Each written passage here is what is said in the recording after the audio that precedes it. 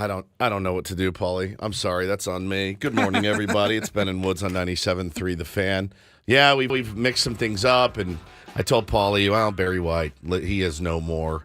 And then when this one started, I thought, oh, Barry White. I said, Barry White? And he goes, I don't know. I deleted it. So it's fine. We're off to a good start. It's Ben and Woods on 97.3 The Fan. Yeah, absolutely crushing it. Let's get our heads right on a Thursday. I'm still in holiday mode of I don't know what day it is. And I thought it was Wednesday, and then I thought it was Friday. I've been all over the place a little bit, fighting the crud that's going around our home. You got small kids, that's what happens. I'm Woodsy, that's Paul Reindl. He is our EP, our executive producer, the station's imaging director. So if you hear some imaging you don't like, take it up with him. All right? Don't write me. Yep. Don't you guys DM me enough mean stuff. Send me an email. I will forward it to Adam. Yeah. And around we go, passing the buck, as it were.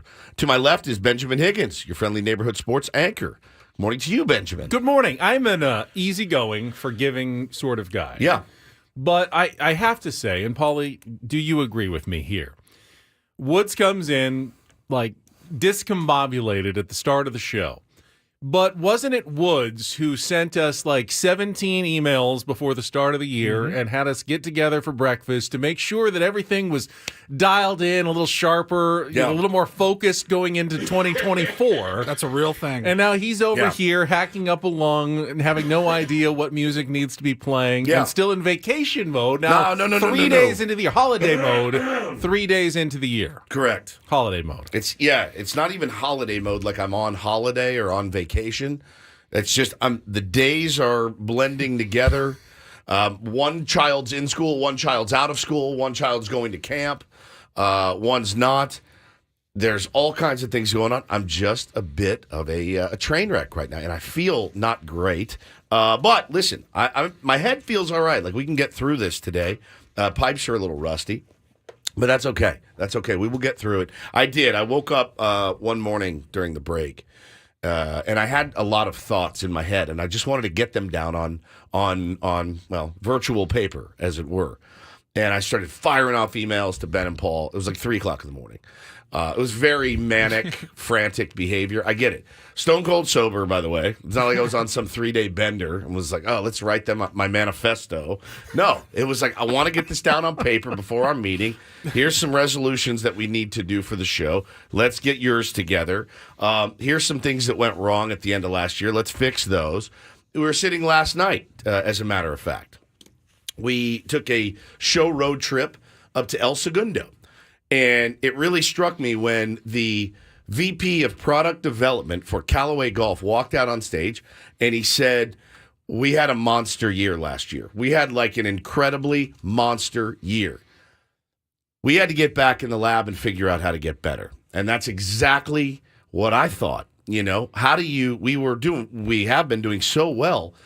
And I said to you guys, even in the email, it's kind of hard to pick apart a show that's doing well, but I'm going to try, a little bit. And you always got to be searching and striving to improve, in my opinion, at least. I think too many people in this business, in every business, actually, they look around, they go, things are pretty good. Can't really make any changes, can't even get better. I mean, think about if your favorite baseball player did that. I think probably many of them do. Many of them probably go, I had a pretty good year last year. Let's let the chips fall where they may. I like to improve. I like to at least try to improve. So that's where my head was at with those deals. But I did feel last night, I will say, and I don't know if I elbowed you or not when he said it, but when he said we had such a monster year, we had to get back in the lab and we had to create something better. I went, that's what I'm talking about right there. That's the mentality that I subscribe to. I'll tell you something my Peloton instructor said yesterday that resonated with me. It's impossible to stay the same. It is impossible. You are always either, in a small way or a big way, getting better or getting worse. There's no way to physically be exactly the same tomorrow as you were today, next hour as you were this hour. You are constantly changing, evolving as a human being. That's more, physical health on Peloton, but it's true professionally.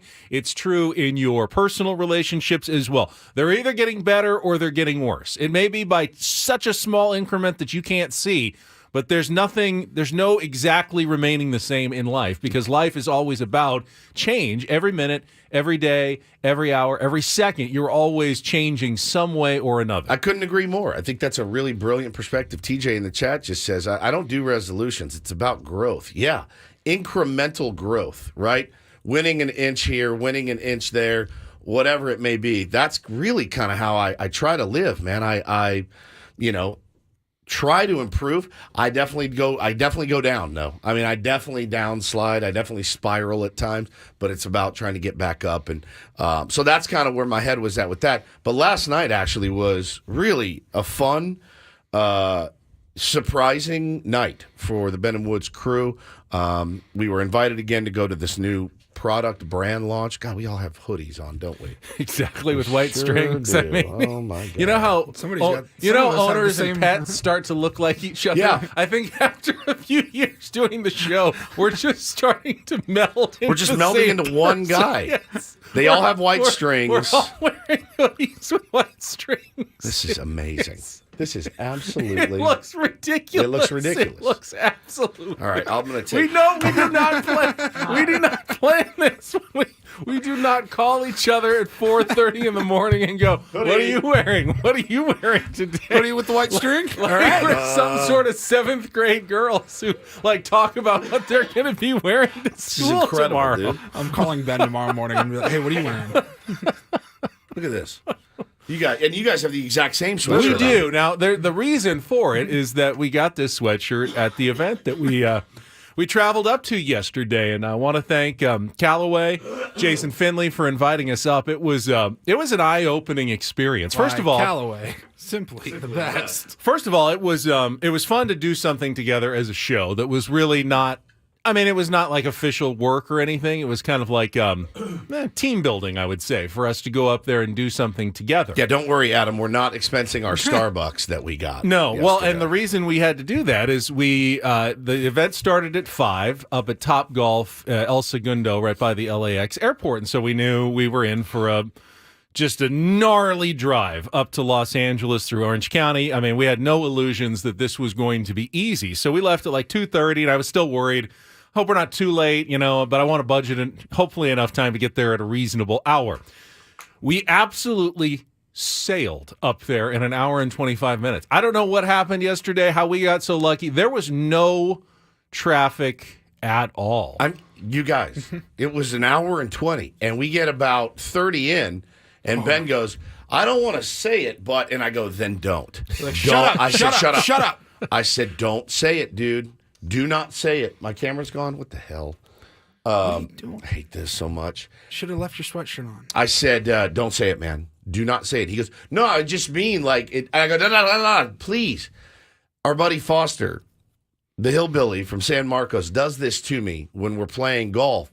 If I'm 3 holes in, "Man, that putter's on fire," and I'm like, "Bro, please shut up." And then I 4-putt. "Boy, you're sure good out of the sand today, Paulie." And skull. I'm like, this. I go, "Ben, consider this a perfect game right now. I know what you want to say. Don't say it with your mouth." And he said, "All right, I won't."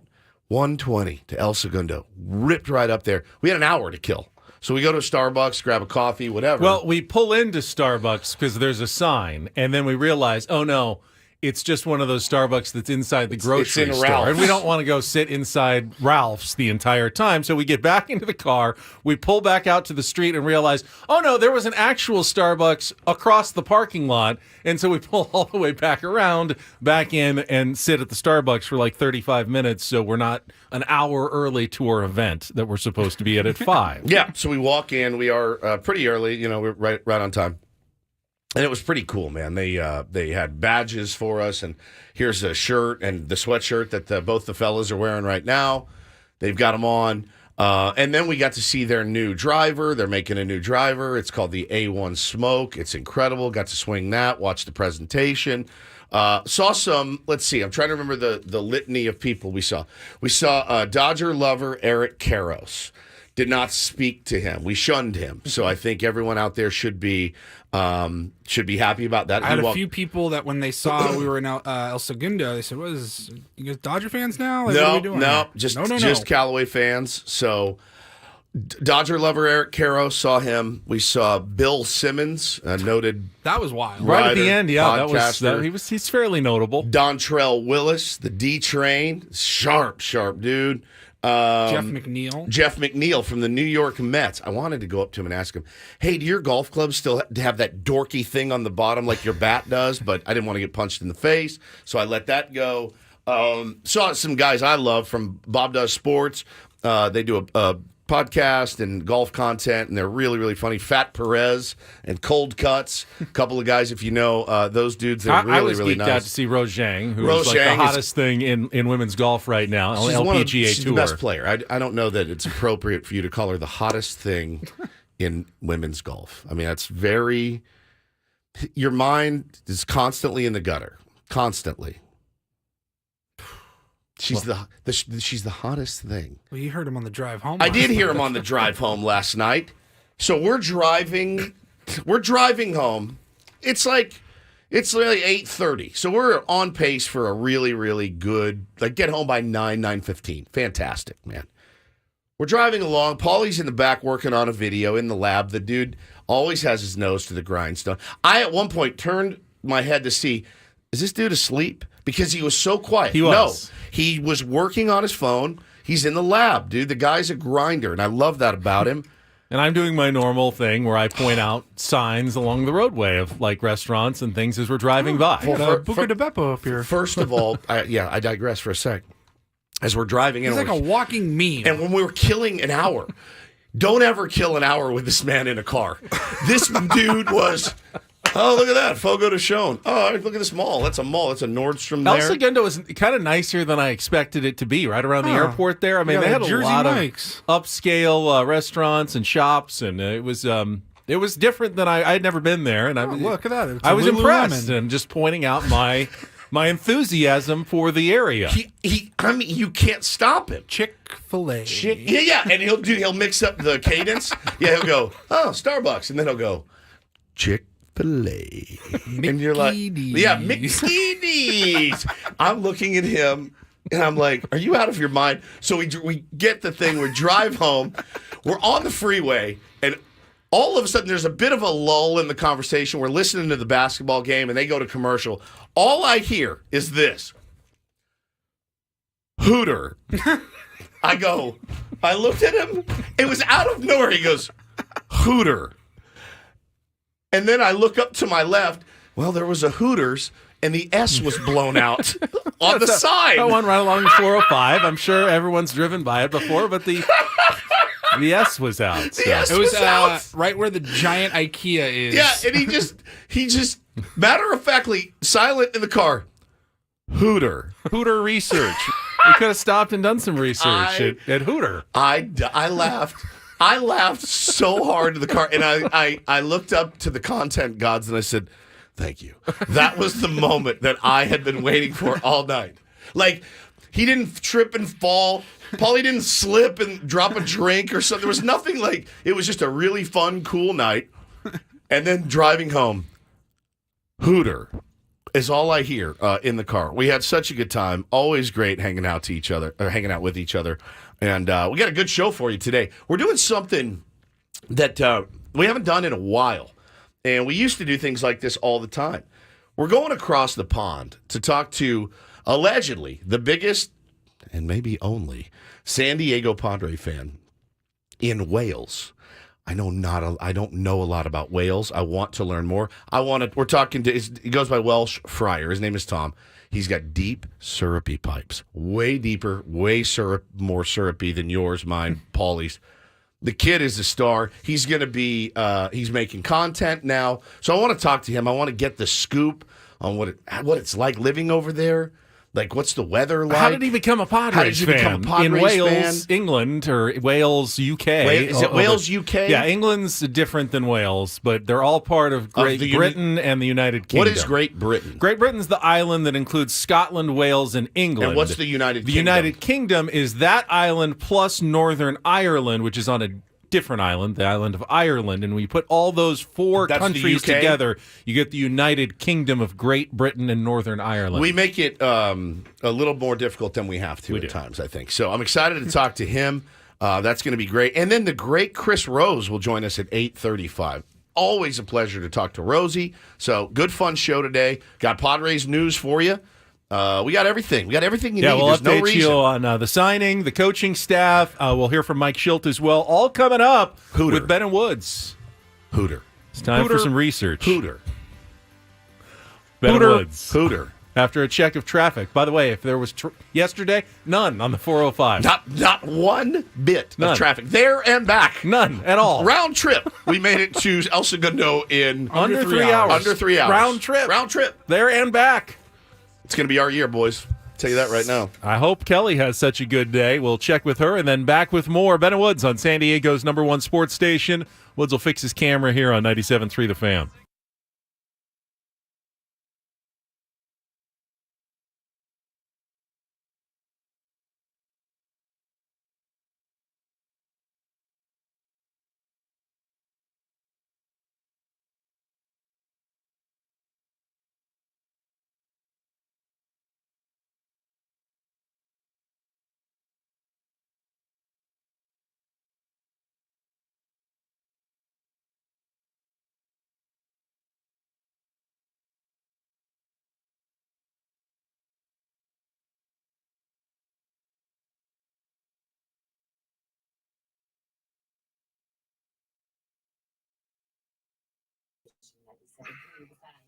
Did you lose anything from your favorite fan talk show?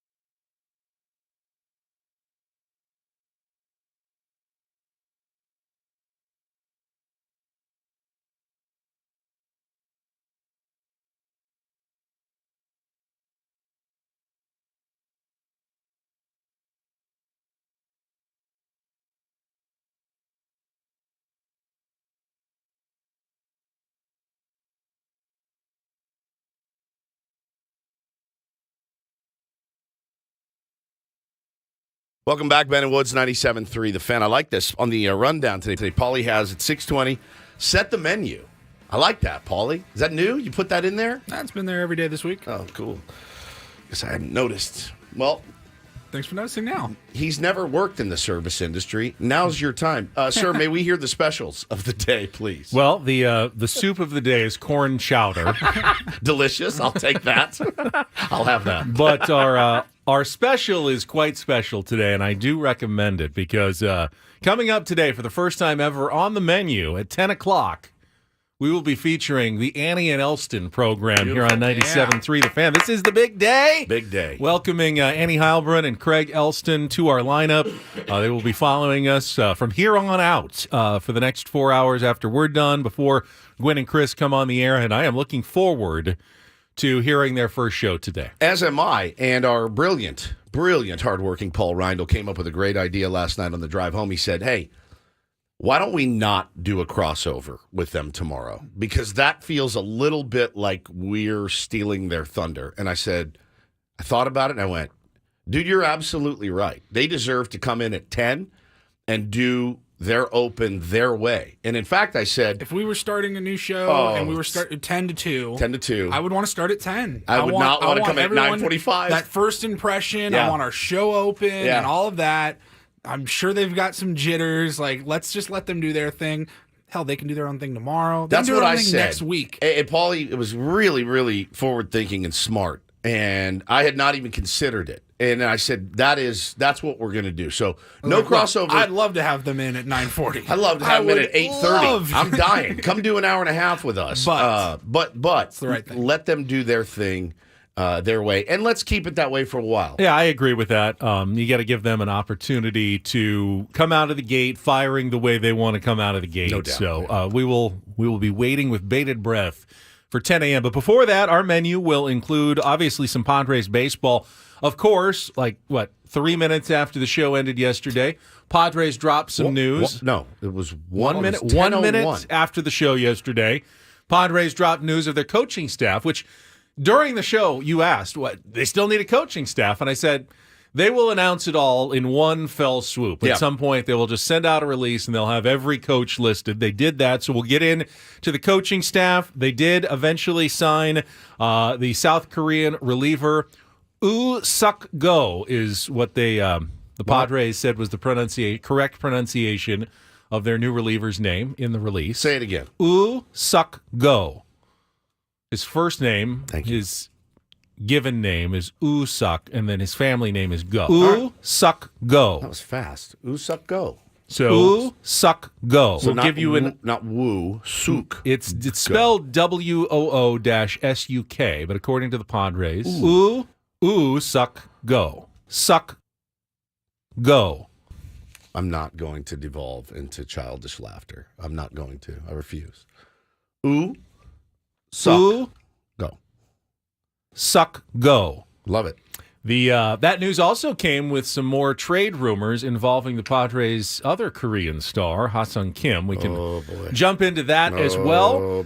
As you mentioned, the Aztecs played last night. We listened to Uncle Teddy. Always good to hear Uncle Teddy on our drive back to follow the blowout win over Fresno State, and we can talk a little bit about San Diego State and their Mountain West opener last night at Viejas Arena. I was nervous about that one. Instead, no need to be. Really handled business well, but there are some injury concerns coming out of that game.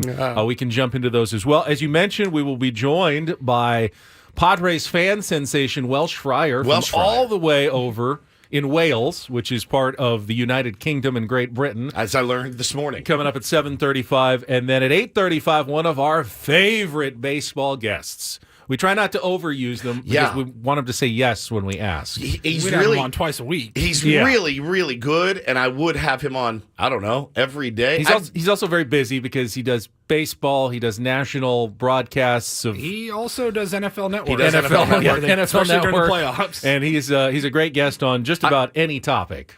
I love you guys. I want to work with you for the rest of my career. But if I had a chance to bring Chris Rose in here, you guys are out. I'm sorry, and I think you would understand. I think vice versa. If it was me, he was replacing. Even I would go, "Oh, you got Chris Rose?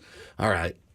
If you guys need me to do anything around the house or around the studio, I can do it for you. But I fully understand why you would ditch me for Chris Rose. We love him. So glad that he said yes, and he's popping on with us today. Very Chris excited. Rose, 8:35 this morning, will join us from the Chris Rose Rotation podcast and much, much more. We'll have some giveaways, our regular features, Take on Woods, chance to qualify for a trip to Las Vegas. We've got some Aztecs tickets for Saturdays, another home game against UNLV, probably a little bit higher caliber of opponent.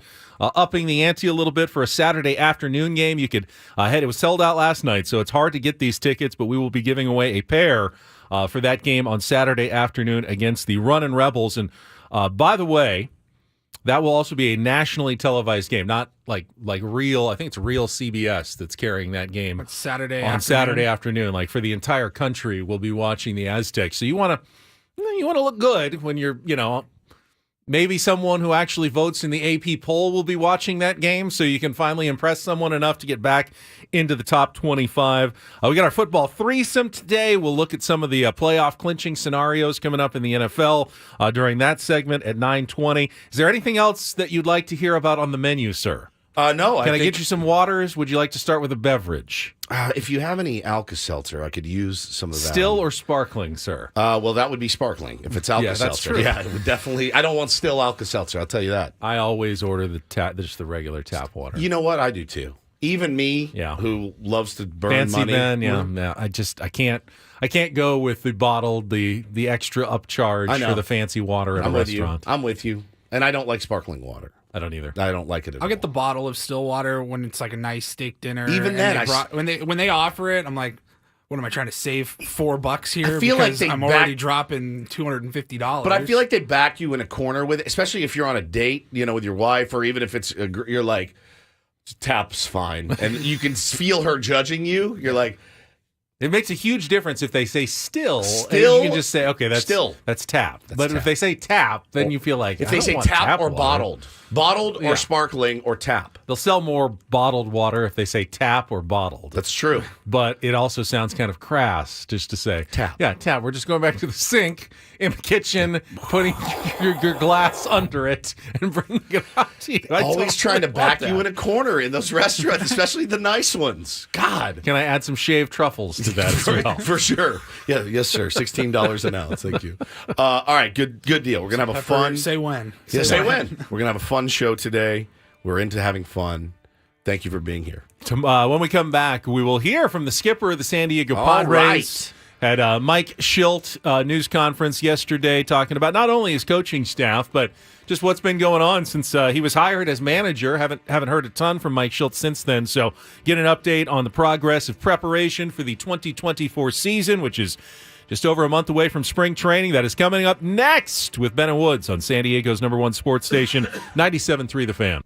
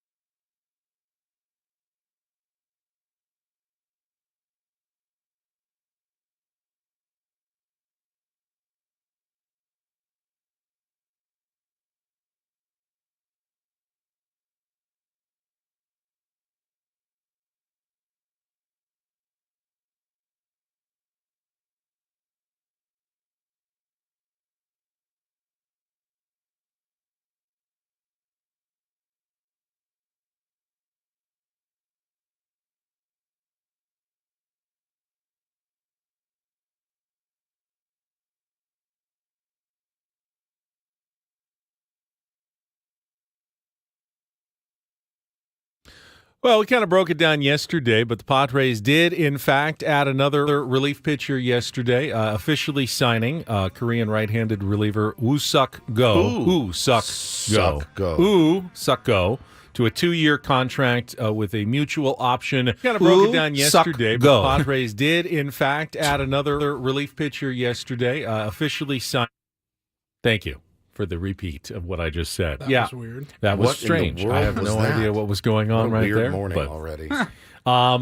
yeah, and the contract terms not officially announced by the Padres, but this is reportedly about the most affordable deal I've seen in the entire offseason so far in Major League Baseball, Woods. Yeah, maybe ever. To be honest with you, Benny, $4.5 million. 20% of that total, about $900K, will go from the Padres to the LG Twins. That's pretty solid. It actually is such a solid deal, it made me go, is this guy any good? And now I've seen his video. I know he's good. I've seen what he's got.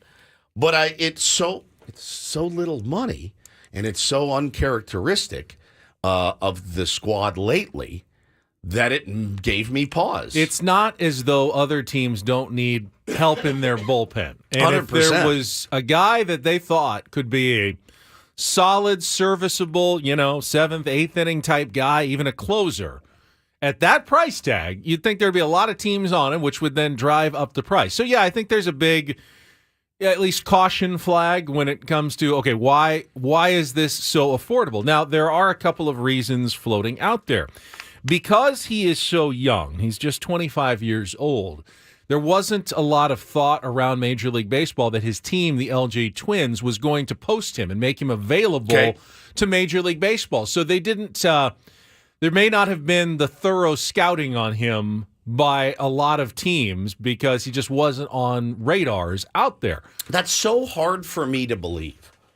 It's so hard for me to believe. I want to believe it. You can believe it or not. I don't know if it's even true, but that is at least a theory that has been floated and suggested out there as to why that contract number came in at the low level that it did.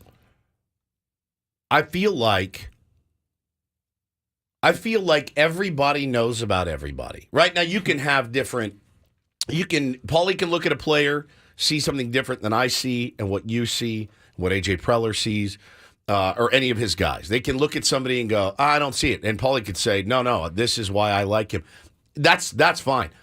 The fact that, no one else knew about him, whatever, was it a case of just getting to him early? Was that potentially, getting the ball rolling with the LG Twins that helped the Padres in this case? I have no idea exactly how it works. And I will add to the fact, and I don't know this to be true at all. We haven't spoken with AJ Preller, but remember, his posting window was going to expire yesterday at 2 p.m. Correct. I don't think, this is speculation, but I don't think it's a coincidence that we heard nothing about this until the final hours before the window. That seems like a good strategy by A.J. Preller. Very much. If all of a sudden 3 weeks ago you hear, the Padres have interest in this South Korean reliever, and then other teams go, what are they looking at that we're missing? 100%. And then they have time to do a lot of scouting. But when he's on a plane to San Diego and he's got 6 hours left to sign a deal, or he can't come to Major League Baseball, there's no time for any other team to get involved in the bidding process, in the scouting process, and figure it out. So there's a good chance that the Padres played this game of poker quite well to land, a relief pitcher that could help them out this season. Now, you throw out his first couple of years when he was just a teenager coming up. The numbers weren't bad, but the last 3 years in particular, 2.32 ERA, 207 strikeouts against 66 walks, and the top 10 in saves in each of the last 3 years in the KBO. So, definitely has become one of the top relievers in that league, which, again, is they've always said about the equivalent of Double-A. Yep. But, top Double-A pitchers in the United States come up and help their big league teams the next season as well. So that's kind of what you're basically taking one of the top Double-A relievers right now and saying, can you help us this year on the major league level? And we'll find out. Yeah. We'll find out. Well, and listen, if it doesn't work, it is not a lot of money. It is not a lot of money at all. I mean, we were actually joking about it in the car yesterday. We hadn't seen the terms of the deal yet, and Paulie was throwing out ideas like, well, 1 year, 16 mil, option for 18. Yeah, I said, man, nothing's going to surprise me these days. But after a rash of overpays, in my opinion, you know, we needed to find a nice budget deal, and kudos to AJ Preller, his scouting team, for whoever negotiated the contract. I'm assuming AJ, great job at getting a power arm for almost nothing these days, almost nothing at all. We'll see where he slots in.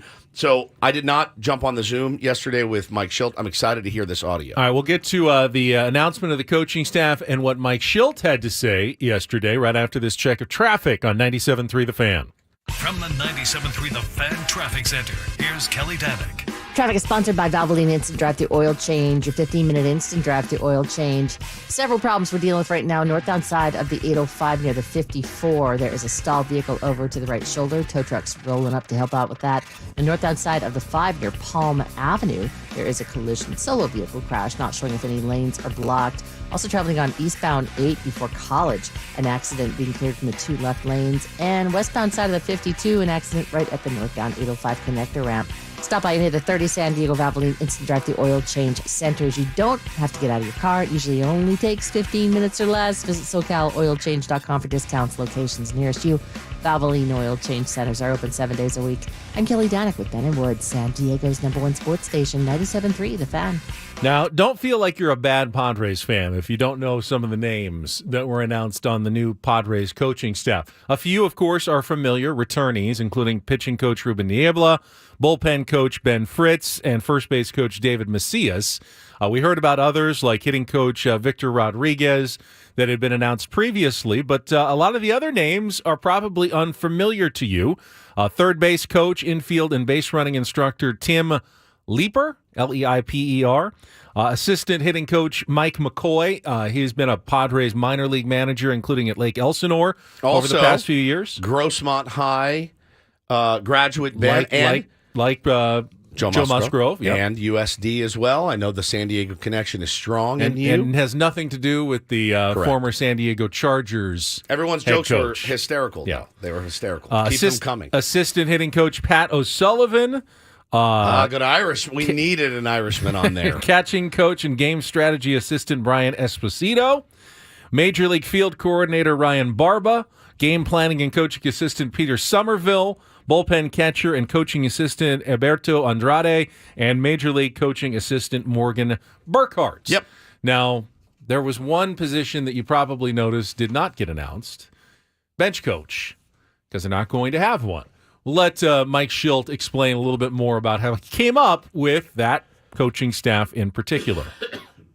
There's a lot of internal continuity. You know, we've talked a fair amount this offseason appropriately about alignment, organizational alignment, and, you know, we want to make sure we're putting our proverbial money where our mouth is, so to speak. And we've got some, 3 exceptional guys that have done a tremendous job internally in organization. Mike McCoy will be in the hitting department with Patrick O'Sullivan, and then Ryan Barba will be our Major League field coordinator.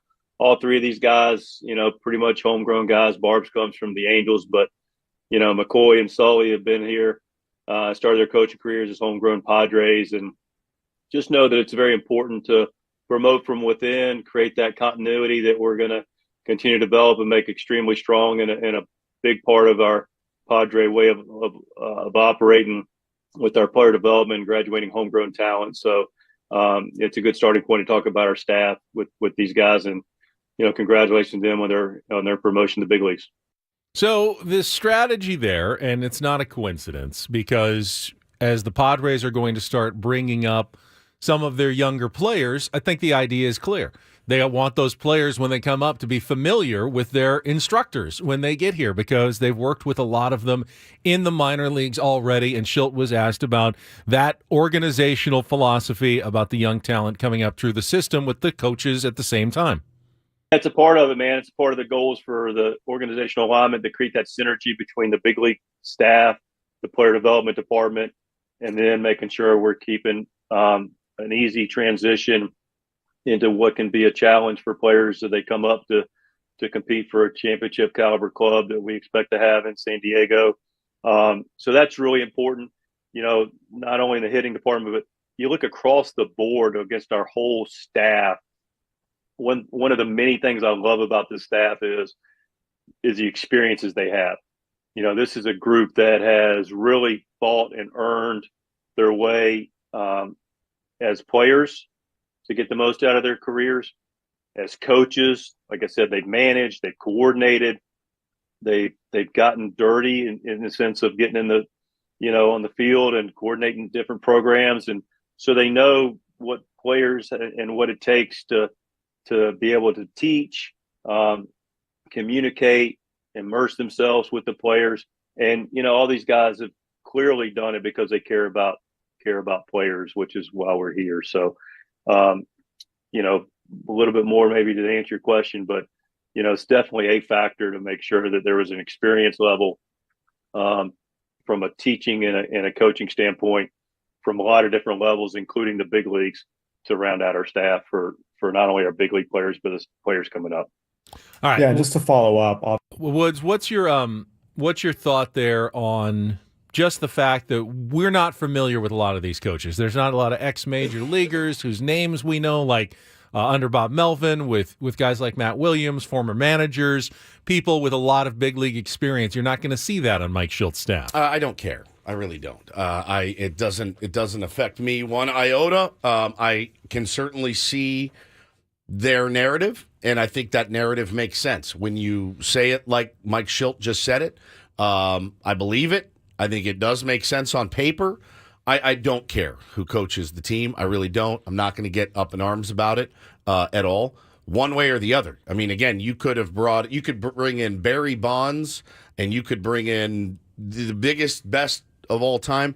Doesn't mean they're going to translate. So I like where their head is at as far as the young guys coming through, and knowing some of the guys if they get called up to the show. Now, I may have cut off that last question a little bit earlier. Was he going to go on to explain why the team was not going to have a bench coach this season? Yeah. And, that one's weird to me. Mike Shildt said that was a conscious decision that they're going with a more holistic approach. Oh, boy.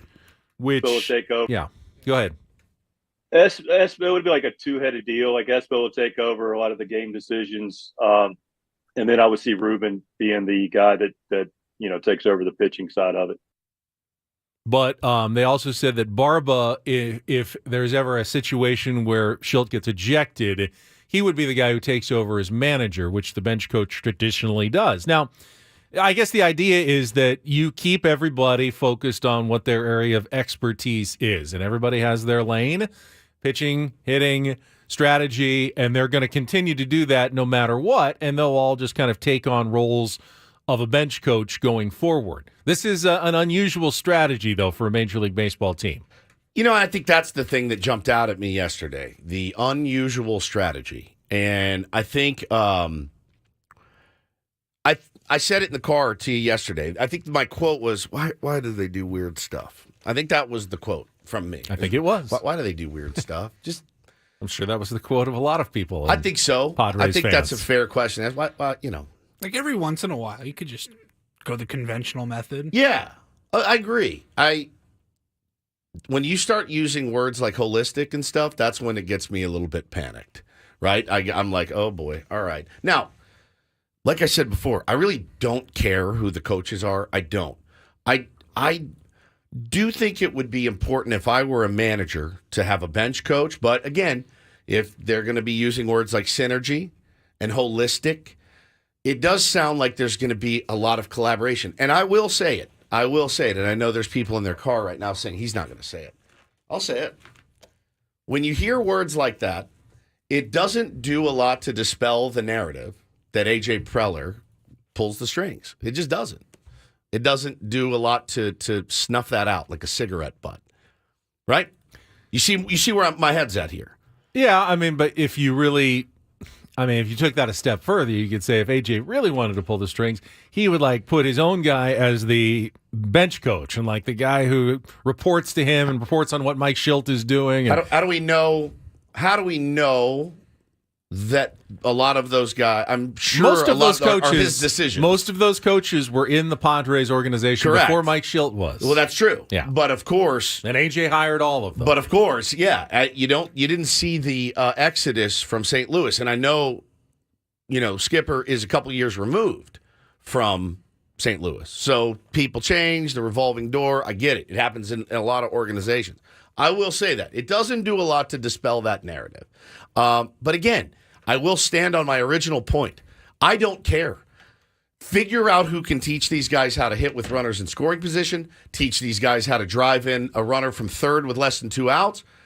I don't care who it is. I really don't. I don't care who's waving them around, as long as it's not Matt Williams, who's maybe the worst third base coach I've ever seen. So I'm good with what they have right now. Everybody gets a clean slate. They can come out firing and full of synergy and being so holistic. I'm good with it. But it's just weird to me. I got texts from people in the game yesterday saying, this is weird, no bench coach. It's weird. I think if we're being fair, and I'm speaking to all sorts of Padres fans out there, if right now you are down on A.J. Preller and you're down on the team, you're going to be down on this idea. You're going to find correct. a reason to be critical of it. Same thing. If you're an optimist and you want to think the best of the Padres and are hopeful, you're going to think, hey, this could be a good idea and this could work. I don't know what the real answer is, Nor do I. but your opinion of the Padres not having a bench coach is going to be clouded by basically your emotions toward the team at this moment. And we'll see if it works out. I tend to think it's not that big of a deal. I don't either. Either way. I mean, But it's weird. I don't think there's going to be like, oh, boy, the Padres really dropped the ball. That's something the bench coach would have done that no one did. Correct. They will assign every task that needs to get done to someone to get it done. Now, I do not subscribe to the theory that they're too broke to hire a bench coach. I also don't subscribe to the theory that nobody wants the bench coach job, because there are hundreds and hundreds of thousands of people, Ben, given the opportunity to be Mike Shilt's bench coach, would take it for $35,000 a year. I'm one of them. And if I'm one of them, there's tons of other people that would too. So I don't subscribe to any of that. So I'm not going to get up in arms about it yet. But again, I can see where people are coming from when they say, all right, he's putting his guys in there. We'll have more audio from Mike Shildt coming up. We also are going to play Real or Fake. I forgot, it's Throwback Thursday, so not Take on Woods. So your chance to qualify for Vegas without any musical knowledge is coming up next. We'll get into the Aztecs win last night as well. Ahead with Ben and Woods on San Diego's #1 sports station, 97.3 The Fan.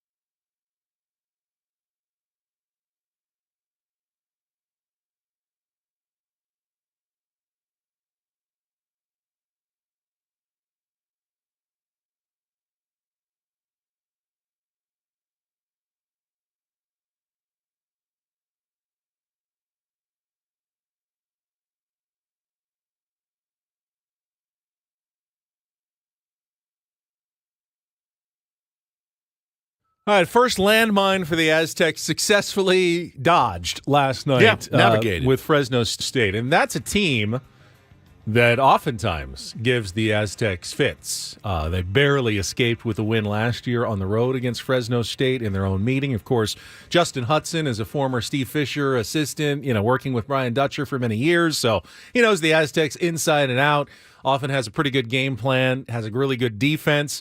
Didn't cause the Aztecs any problems last night. Welcome back, Ben and Woods with you. We got Real or Fake coming up in a couple of minutes if you want to get online right now early. Be our contestant, chance to qualify for a trip to Las Vegas. Give us a call, 833-288-0973. You can dial us right now. Get in line for our game. Yeah, we were listening on our way back from our Callaway event, and Aztecs got off to a good start. You don't always see that. Sometimes they come out a little cold shooting, and takes a while for the offense to get going, but they broke out of the gate fast, put together a double-digit lead in the first half, and then pulled away in the second half with a lot of good play by Jaden Ledee, again, who has really emerged as one of the top players on the West Coast. 21 points. Actually only had one rebound in the game, which is way low for him, but rebounding's, sometimes the ball just doesn't go towards you in a game like that, and those numbers can fluctuate a little bit, but he's having a phenomenal season. I think, Woods, you asked in the car, he's going to play in the NBA. I think he's a next-level player for sure.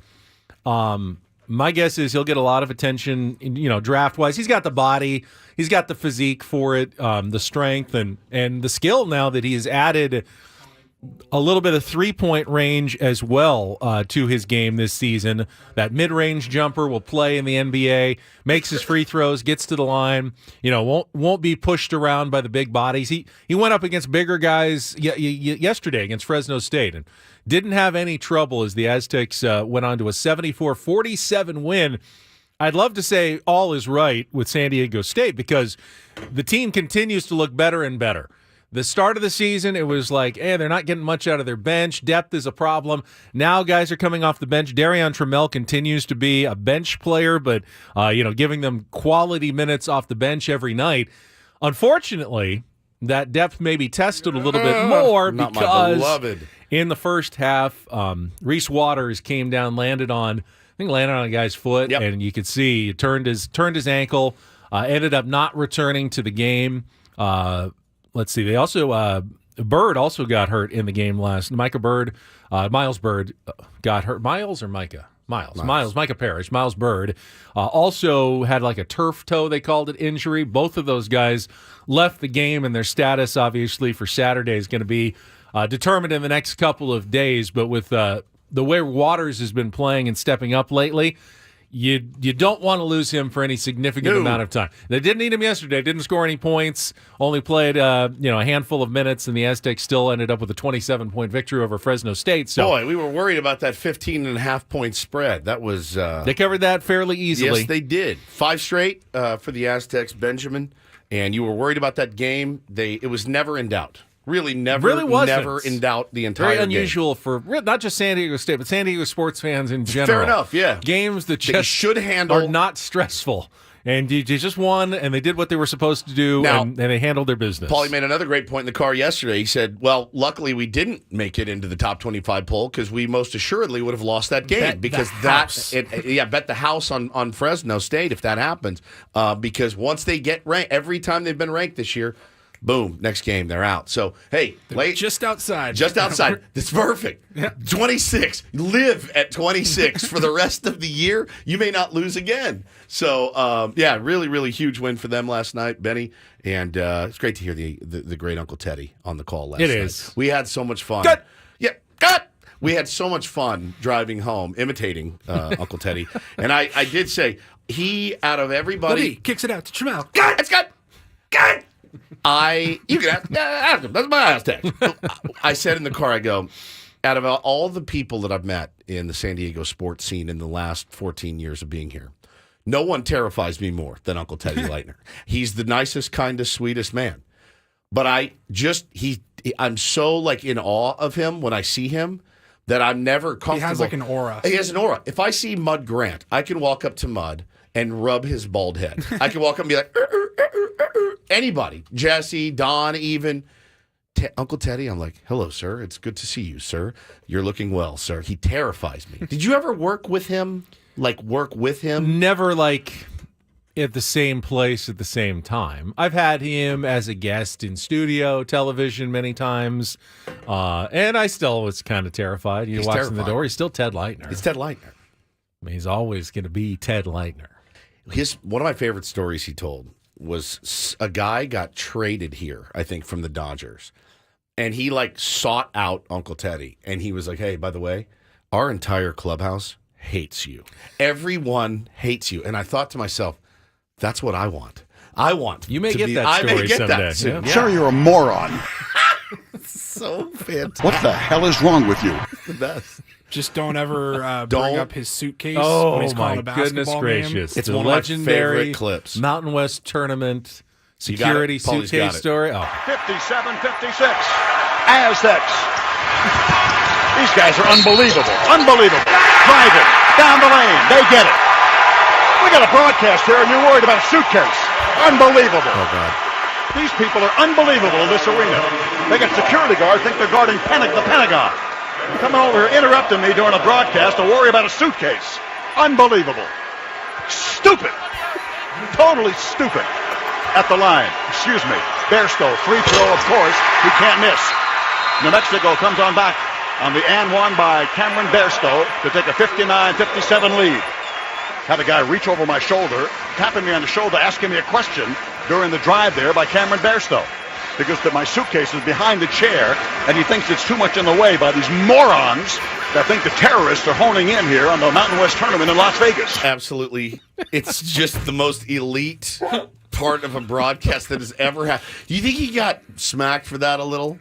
I don't know. Imagine being his boss and being like, who's "Hey, in Uncle Teddy." charge of telling Uncle Teddy when he's wrong? Not I me. certainly wouldn't want to have that job. Here's a concept. Bite me. All right, hey, Ted, if you could you just calm it down, clean it up a little bit during the broadcast? You, sir, are a moron. He terrifies me. Sir, you're a moron. Thank you. All right, you're right, Uncle Teddy. Oh, God. He's just, I mean, what was that? Cameron Bairstow? Cameron So that, Bairstow. that must have been like, what, 8, 9, 10 Yeah. years ago in Yeah. the Mountain West Tournament. I think and the Aztecs won that game, though. I think it was the championship game. Yeah. That was a championship game, and they're just worried because his Radio his equipment comes in suitcase- cases. I mean, there's very little No, room. no, It was he the had a championship- suitcase. He was going to the airport. He was going to the after airport right after the game. That Yeah, was he the had it with him, championship yeah. game in Vegas, and it was a little bit in the aisle, and they were worried about people walking Tripping over outside it. or something. But by the way, I mean, in his defense, we're on the air now. If Adam just walks in and starts tapping me on the shoulder, I'm going to lose my mind. you can't wait till we go to commercial break. Just wait till I go to break, and then I'll be happy to move whatever it is you need moved. Fair enough. I love him. Love him so much. Unbelievable. Thank you, Teddy. Aztecs will play UNLV on Saturday, as I said, a nationally televised game at 1 o'clock on CBS, and then they hit the road next week at San Jose State. Both of those, they'll be favored, and then their first really big test at New Mexico, no longer with Cameron Bairstow, but next Saturday, another nationally televised game on January 13th. So the Aztecs are going to get some opportunity to have eyeballs see them across the country the next couple of weekends. Time to show up. It's time for Real or Fake right now, All too. right. Let's get to our game. Some are here for the compelling sports talk with Ben and Woods. You can go plow through another donut. It's time for Real or Fake on 97.3 The Fan. Tell the people what they'll win today. All right, we're trying to qualify Victor for a trip to Las Vegas, 2 nights at the Westgate Las Vegas, dinner at Edge Steakhouse, and 2 tickets to Barry Manilow at the Westgate Las Vegas International Theater. Get your tickets now at Ticketmaster.com. Victor, good morning to you. Welcome to Real or Fake. How are you? Morning, guys. Hey, buddy. All right, you can even take advantage of Woods' expertise or lack thereof in our category today to try to get 4 out of 7 right in Real or Fake. Here's your category. A new year often means new laws go into effect. And today, I have a list of actual laws on the books in the state of California. Okay. Well, some of them are actual laws. You just need to separate the real from the fake. Okay, easy enough. All right, Victor, you ready to go? Yes. All right, round number 1, real or fake. In El Monte, California, it is illegal to own a pinball machine. Real or fake, Victor? I would say fake. You would be wrong. That is a real law. I have no idea why it's on the books, but it is. Don't buy a pinball machine in El Monte. All right, round number 2. What happened that had to become a law? Don't know. For real. Pinball gangs started kind of forming, and they had to nip that in the bud. They're annoying to listen to sometimes. Click, click, click, click. Maybe they click, just click. don't Surprised like, they don't have one here in the sales floor. The Who's Tommy was just getting on Maybe. everybody's nerves. All right, round number 2, Victor. In Eureka, California, it is illegal for a man with a mustache to kiss a woman. Real or fake, Victor? Say real. You would be correct. There's no way. I don't think it's strongly enforced, but at so some point they stupid. put that law in the books, and you could be liable in Eureka. Woods, I don't know. I mean, you're kind of shaggy. Shaggy. But I don't have Hannah probably would like to prosecute you if you tried to kiss her. So That's Well, I'd be in prison with my beard. oh, you got a nice thick one as well. excuse me. Yes, I do. What in Beard. He said beard. Wow. Round number Oh 3. my God. In Say that forever. in Blythe, California, Victor, it is illegal to wear cowboy boots unless you own 2 or more cows. Real or fake, Victor? I'm gonna say real. I guess. He's gone with I'm real. gonna say fake. He's going with real, though. He is right. Oh my God. They do not like fake cowboys out there in Blythe. If you don't own cows, don't try to put on the boots. Don't go to a Morgan Wallen concert. I'll tell you that right You now. need cows, Just plural. arresting everyone. You can Everyone's have Once arrested. again, You can have one cow. once again, I'm arrested. You're getting arrested with your cowboy boots. All right, let's go to round number 5. Here we go. You're doing well. In Fresno, California, it's illegal to call a promotion Taco Tuesday unless tacos are at least 50% off the listed menu price. Real or fake, Victor? I'm gonna say fake. Yeah, fake. That is fake. Very good. All right, we are 1 away from victory. That's 3 correct, and you've got, I think, 3 more chances here to get it all right. All right, let's see. Round number 5. In Truckee, California, Victor, it is illegal to sell ski poles without skis. Real or fake?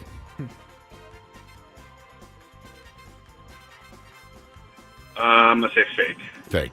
That's fake. Very Yes. good. That was All a right. solid win today. Congratulations, Victor. Let's do the last couple here just to round it out. In Long Beach, California, it is illegal to curse on a mini golf course. Real or fake? Woodsy, Real. what do you think? Real. That is real. Very good. And in Los Angeles, California, it is illegal to wash your neighbor's car without their permission. I've heard that's real. That is real. Yeah, I've Very heard good. that Everyone before. did very well. Victor, well hang on the done. line. Paulie will get your information during the break and put you into the drawing for Las Vegas. I don't want to look outside and see my neighbor washing my car. It's a very much an Well, in invasion. LA, you don't have to worry That's your about property. Like they're Yeah, they're like, beat it. I'm doing something nice for you. Yeah, but I didn't ask you to. I did something yesterday that Hannah said was a major faux pas. Major. We walked down to the mailbox, and we got our mail together, and I had like some junk mail, some, flyers and things like that. So we're walking back. We had not put our garbage cans out yet. Last night was the night to put them out. I put them out before you guys picked me up for LA. Was it, or did you remember it was New Year's Day and everything was pushed back a day? Push back a day. Okay. Yeah. So there were some cans out. I took the junk mail and I put it in somebody else's recycling. And she's like, ooh, I wouldn't do that. And I said, well, why? And she goes, well, just put it in ours. I go, yeah, ours aren't on the street yet. I'm going to pull them down in a little bit. So I threw them in our beloved neighbor, Mark, his recycling bin. And I'm going to just give you a left. pass. Thank I think you. if it's a small enough thing, It was like maybe And they've got 2 plenty sheets of of paper. room. Yeah, tons of room. then what's the big deal? Now, if you're like putting your dog's like doo-doo bags I into don't someone know. else's, I would never do wouldn't that. don't do that. Doo-doo is different than junk mail. Doo-doo is a don't do. Doo-doo is a don't do this. But just the junk mail. DD mega doo-doo. But she kind of a little bit made me feel like I was a criminal a little bit for doing that. They might be able to steal your identity, though, now. Go out to the trash, you have your name, your address, But if everything's it was out in there. mine, they They could could do it. steal That's my fine. identity That's a as good well. point. That's a So I don't know. She By the way, I wish that Taco Tuesday law was on the books. I hate it when they say you're getting a Taco Tuesday deal and you realize There's no deal. I'm basically paying the exact same price as a normal taco the rest of the week. You're just celebrating tacos on Taco Tuesday. Exactly. Right, You're yeah. celebrating them, but you're not discounting Yeah, them at all. you're not I feel giving me a like deal. if you're doing Taco Tuesday, your tacos should be quite a bit cheaper than they are on the other days of the week. I agree with not that. simply a how it used to featured be. menu item. Yeah, it did. But now I agree. you go, it's Taco Tuesday, and you got tacos on the menu. It's like, oh, what's the discount? None. We just have tacos on the menu on Tuesday. But you always have tacos. Yeah, on the exactly. menu. But today's Taco Tuesday, sir. Yeah. That's why you came I in. want some regulation on my Taco Tuesday, which is Thank why you. I invented that law in Fresno that does not exist. All right, we're going to get to Don't Do This is coming up next. Fellas. The Wander Franco story has taken a very, very dark turn. That is coming up next with Ben and Woods after a check of traffic here on 97.3 The Fan.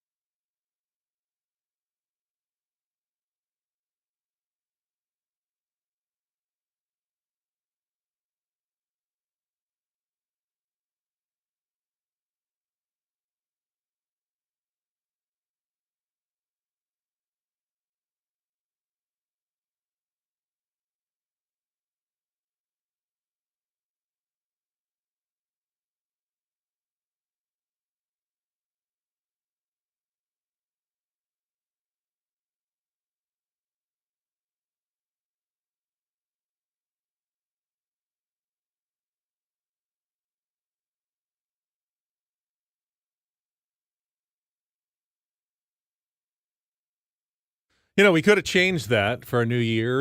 We didn't. The open that you hate, the throwback open to don't do this, but it survives into 2024 as we get into the stories that make you shake your head. And Woodsy, I will let you get us started with the update on Wander Franco. It is not a good one, my friends. Yesterday, it did come out. Hector Gomez has done a really good job at tracking this story. Obviously, your heart your heart is with the victim in this case, right? I don't really, Wander Franco ever playing baseball again doesn't really matter to me.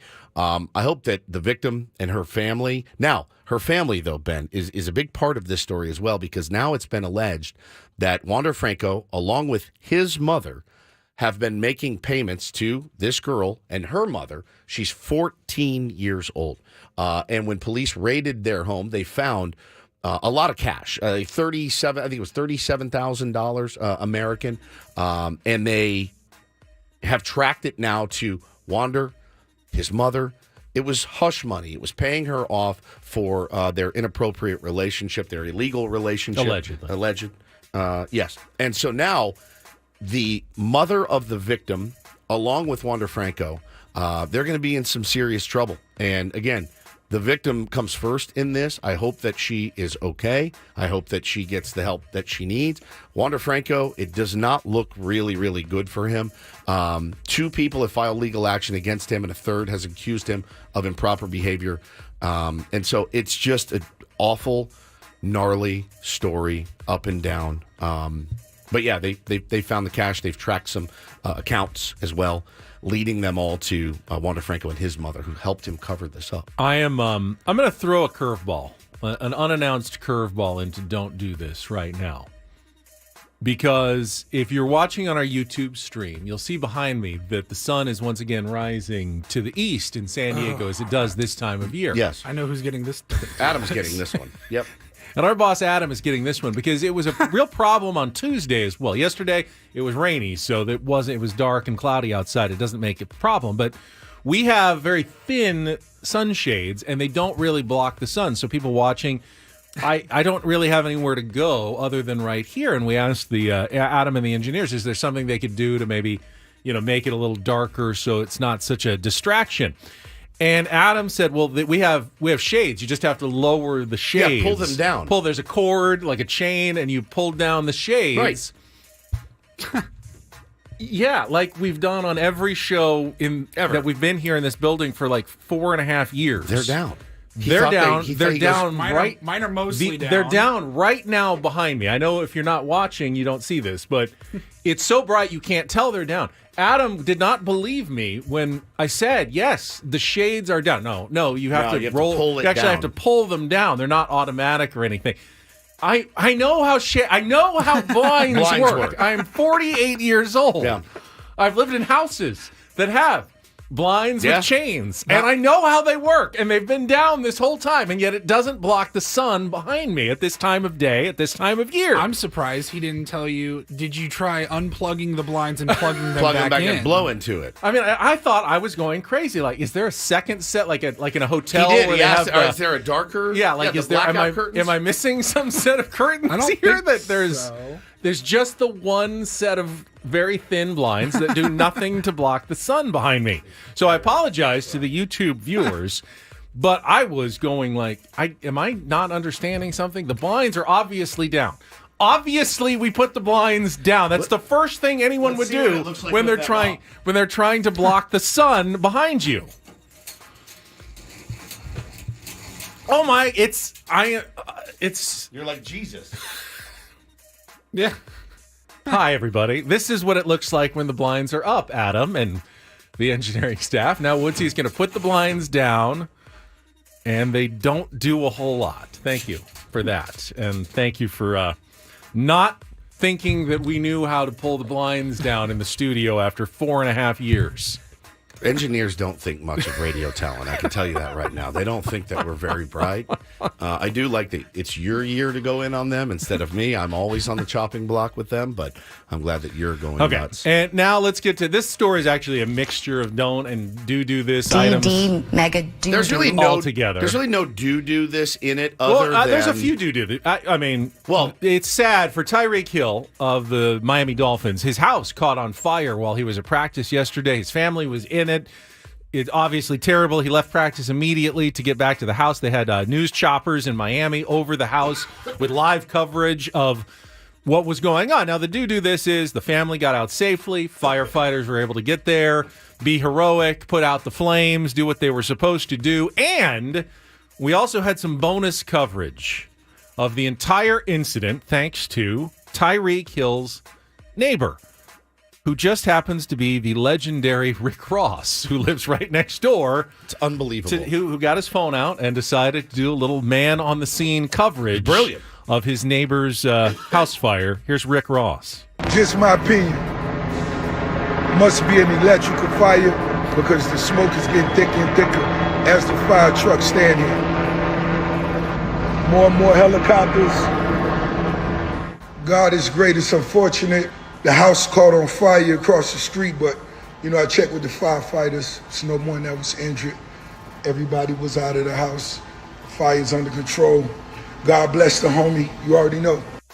I would listen to him read the phone book. I love that man. He's got a future in local news reporting if he wants to follow that career path. Could you imagine, all right, now let's go out to our man on the scene at the Hotel Delano where they've installed an ice rink for Christmas. He's like, this is amazing. I'm ice skating. It's 85 degrees. A couple details here. Drew Rosenhaus, who is Tyreek Hill's agent, said the fire was contained to one room in the house. That's good. Some of Hill's family was inside the home when the fire began, but they got out safely. Hill paid $6.9 million to the 7-bedroom, 8-bathroom home in May 2022. Many of the bedrooms, a home theater, and the den were among the rooms upstairs, according to the property listing. The house also features a putting green, an NBA-sized basketball court, a heated saltwater filtration pool, a spa built for 10 people, 2 guest houses, and lemon, mango, and banana trees on the property. Literally sounds like paradise. Just like where I would like to spend a week, just sitting and relaxing and doing nothing. Rick Ross is a newsman is what I'll think about for the rest of it. I'm down here at the bakery with the world's largest cookie. They did it. It's 12 feet long. I mean, just him doing features would be the greatest. No. Oh, no. It's JR. Here he comes with some giant contraption. Our lead engineer has just walked into the building. He breaks the toilet. Breaks the toilet. We didn't break the toilet. And the fact that anyone suggested, did you try putting the blinds down? Yes, we had the blinds down. That's fantastic. Yes. Yeah, he did. The blinds have been down for 4 years straight. I promise you, JR. What else do you want? Oh, man. He is working on the problem as we speak. So when we come back, I'm guessing I will have a little shade behind me. We're going across the pond. JR, just unplug it and plug it back in. Already did that.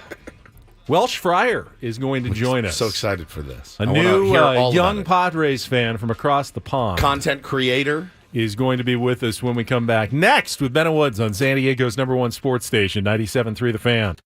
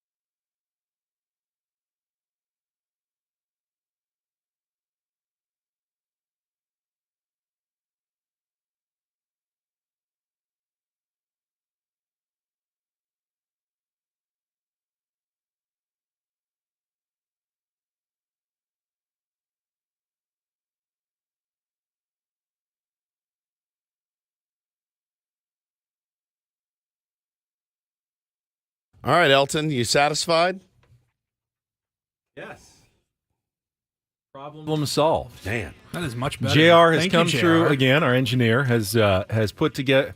So I think it's one of the old school Padres radio network banners, but it is now blocking the sun now very successfully. He wants the new behind me. colors, JR. Well, it is blue. I mean, it should be brown, but we're gonna let that one slide and say, job well done, JR. Thank you for addressing that issue promptly.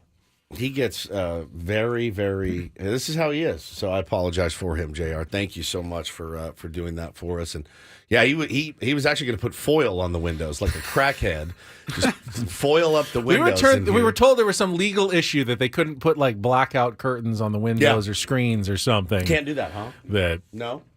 it's a fire hazard Fire or something. hazard? I don't know. Film treatment that they have on the wall. I'm afraid it would damage. We're getting some sort of explanation All right. about damaging the windows Makes sense or to me. something here at Odyssey. So Well, thank you. It looks way better. Look at does, that. It looks yeah, incredible. it's improvement for sure. All right, we're going to check traffic. When we come back, we're taking a long-distance trip across the Atlantic Ocean all the way to Wales. Where we're going to talk with Tom, WelshFriar, Padres fan. One of the great things about Padres fandom is that it's the people you meet along the way. No doubt. It's not all the World Series titles. It really is the people you meet along the way. I would like it to be the World Series titles, would and be. I'm good meeting people from here on out. That's true. I have enough but people that for I know. now, we're going to settle with For the now, people meeting yes. after a check of traffic Good here call. on 97.3 The Fan. From the 97.3 The Fan Traffic Center, here's Kelly Danick. We are seeing some improvements on our roads. However, watch out for a stalled car in the center divide. Westbound 8 at the 125. Also reports of a possible brush fire northbound side of the 15. Arrow Drive, some smoke visible in the area. I'm Kelly Danick with Ben and Woods, San Diego's #1 sports station, 97.3 The Fan. Well, it's been established over the last couple of days that Woods knows absolutely nothing about Wales. Literally nothing. And all I know is what I've learned from watching Welcome to Wrexham the last couple of years. So thank you to Ryan Reynolds and Rob McElhaney for educating me a little bit on the country within a country on the island of Great Britain, next to England and below Scotland. But let's go out to Wales right now, where we are joined by Tom, Tier 1 Padres fan, known as a WelshFriar. Tom, good morning. Welcome to Ben and Woods on 97.3 The Fan. How are you guys, bro? It's amazing to be on here. Thank you. I love your voice. I love your accent. I love all of it. I saw your video over the holiday break, and I thought, well, yeah, this is a no-brainer. We got to get Tom on. All right, man. How old are you really? You're not 18. You're 37. I'm 18. There's no way. I'm 18. Well, the funniest. You're older than Ethan Salas. That's true. Yeah. Yeah, that's scary. The funniest I part. feel old now. The funniest part was this. So I'm watching the video. And it's clear that Tom, you live at home with your folks, yeah? Yeah. So he's like, "Hello, I'm Tom," and he's whispering, and I'm like, "Oh, it's because his parents are asleep in the next room, and it's like 3:00 in the morning." What time is it right now in Wales? Right now it's 3:40. In the afternoon. Yeah, Wow. afternoon. Yeah. I'm usually it blows my mind. Time Time Yeah. zones, really. and accents blow my mind. Wait until we go to spring training next I month know. and we jump an hour ahead to gonna be- Arizona. It messes with me every single year. Tom, it is cold right now in Wales. It's a little bit wet in Wales. Yeah, very. I understand that it's usually like that in Wales. Very rainy. Yeah, it's I'd say it's about, I don't know what it is in Fahrenheit, but it's about 5 degrees Celsius. Ooh, it's If you freezing. know what that is. 45. So Now, Yeah. I'm guessing most kids don't grow up in school becoming Padres fans in that part of the world, or maybe it is very common. How did you come to your Padres fandom, Tom? So it all happened on a vacation. I have family that live out in San Diego, and one thing on my dad's bucket list was to go to a game, a baseball game, really. So we went to a Padres game, and we swept the Phillies. We won 3-0.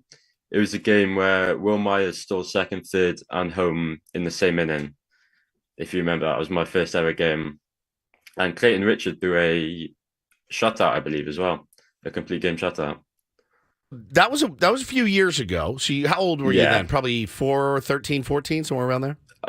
13, I think. 13. So you come over here to San Diego. Obviously, you land and you go, well, I've never seen any. Like, we have water where I live, but it's different than Wales, certainly. And is baseball something that you had watched a bunch on TV? Is it very popular at all over in Wales amongst people your age?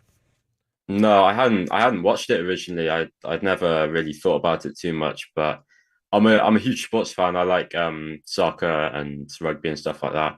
But you don't find people who like baseball over here. I have one mate who is a Mets fan, unfortunately, because he's originally from New Jersey, and then he moved over here. But yeah, it's Italian WelshFriar, like our Italian Paul is a big Mets fan. That's amazing, man. I love. Well, number one, I love how global the game is. I love that. So, are you like trying to spread the word? Are you trying to spread the gospel over there, telling your friends like, no, you guys will really like this? Yeah, I've met some people who are, for example, I've met a Chargers fan who I've kind of converted over to be a Padres fan. I'm just trying my best really to spread the word about baseball and Padres and everything, really. And you want to do content, you want to create content on the internet. That's why I wanted to have you on too. I got to warn you, there's a Ben and Woods curse, so I'm just going to be honest with him. Yeah. Hey, honesty is the thing here. Oh boy.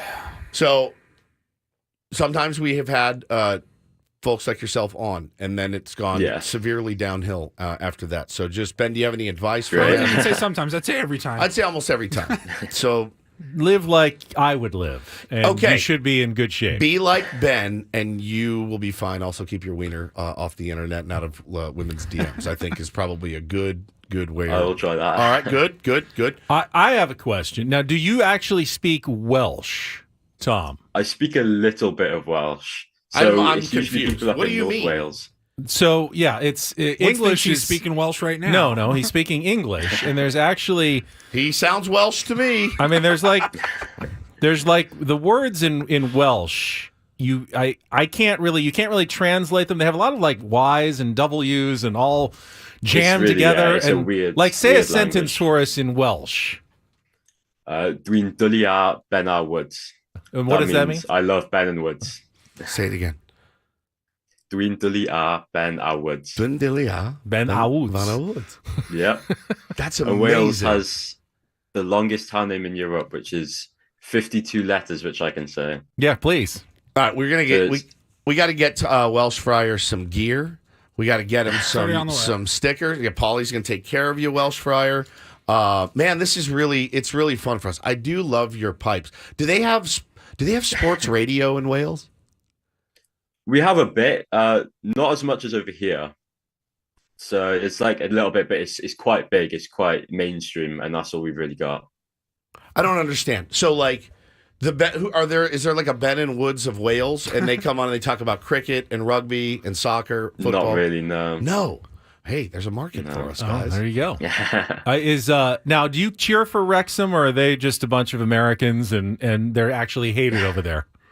They've gained a big fan base, especially in America. But no, I'm a Swansea fan, which is a team down south. So, are you happy that Wrexham has brought attention, or is it kind of one of those things where you're like, all right, it's kind of annoying? The one thing I've realized now is a lot of Padres fans, especially now, know a lot more about Wales, which is great, from like the documentary and of course the football team. We're talking to our pal Tom. He is WelshFriar on Twitter. Do you plan on staying in Wales forever? The dream is to live in San Diego. There you go. Honest. Boom. I'd love to do it. Maybe Ben can hire you. Yeah. Work for Ben. Please. Well, you can coach me. I would like you to be my Welsh teacher. Now, he doesn't know a lot of Welsh. I found the name of that town he's talking about. I'm going to try to pronounce it first, and then Tom can give his shot. Do you want to see what it looks like here, Woods? Yeah. Come look at it. This is the name of the town. I'm going to try to pronounce it for you right now. Lanfer på the wing and gogger chewir or the general with a willing of the sissy or the got in a gotch. That's not real. How close was I? Close. I was actually close. What does it really sound like? So it's Llanfire push gwingis go gerich quindrobot Lantasilio go. That's one word. 52 letters. Name of a town. Yeah. Yeah. Mm-hmm. One more time. Crazy. Do it one more time, Tom. Llanffair, Pysgwyn, Gysgo, Gerich, Queen Drobot, Lantasilio, go, go, go. I'm blown away. Somebody in the chat said, bro, said that my couch started floating.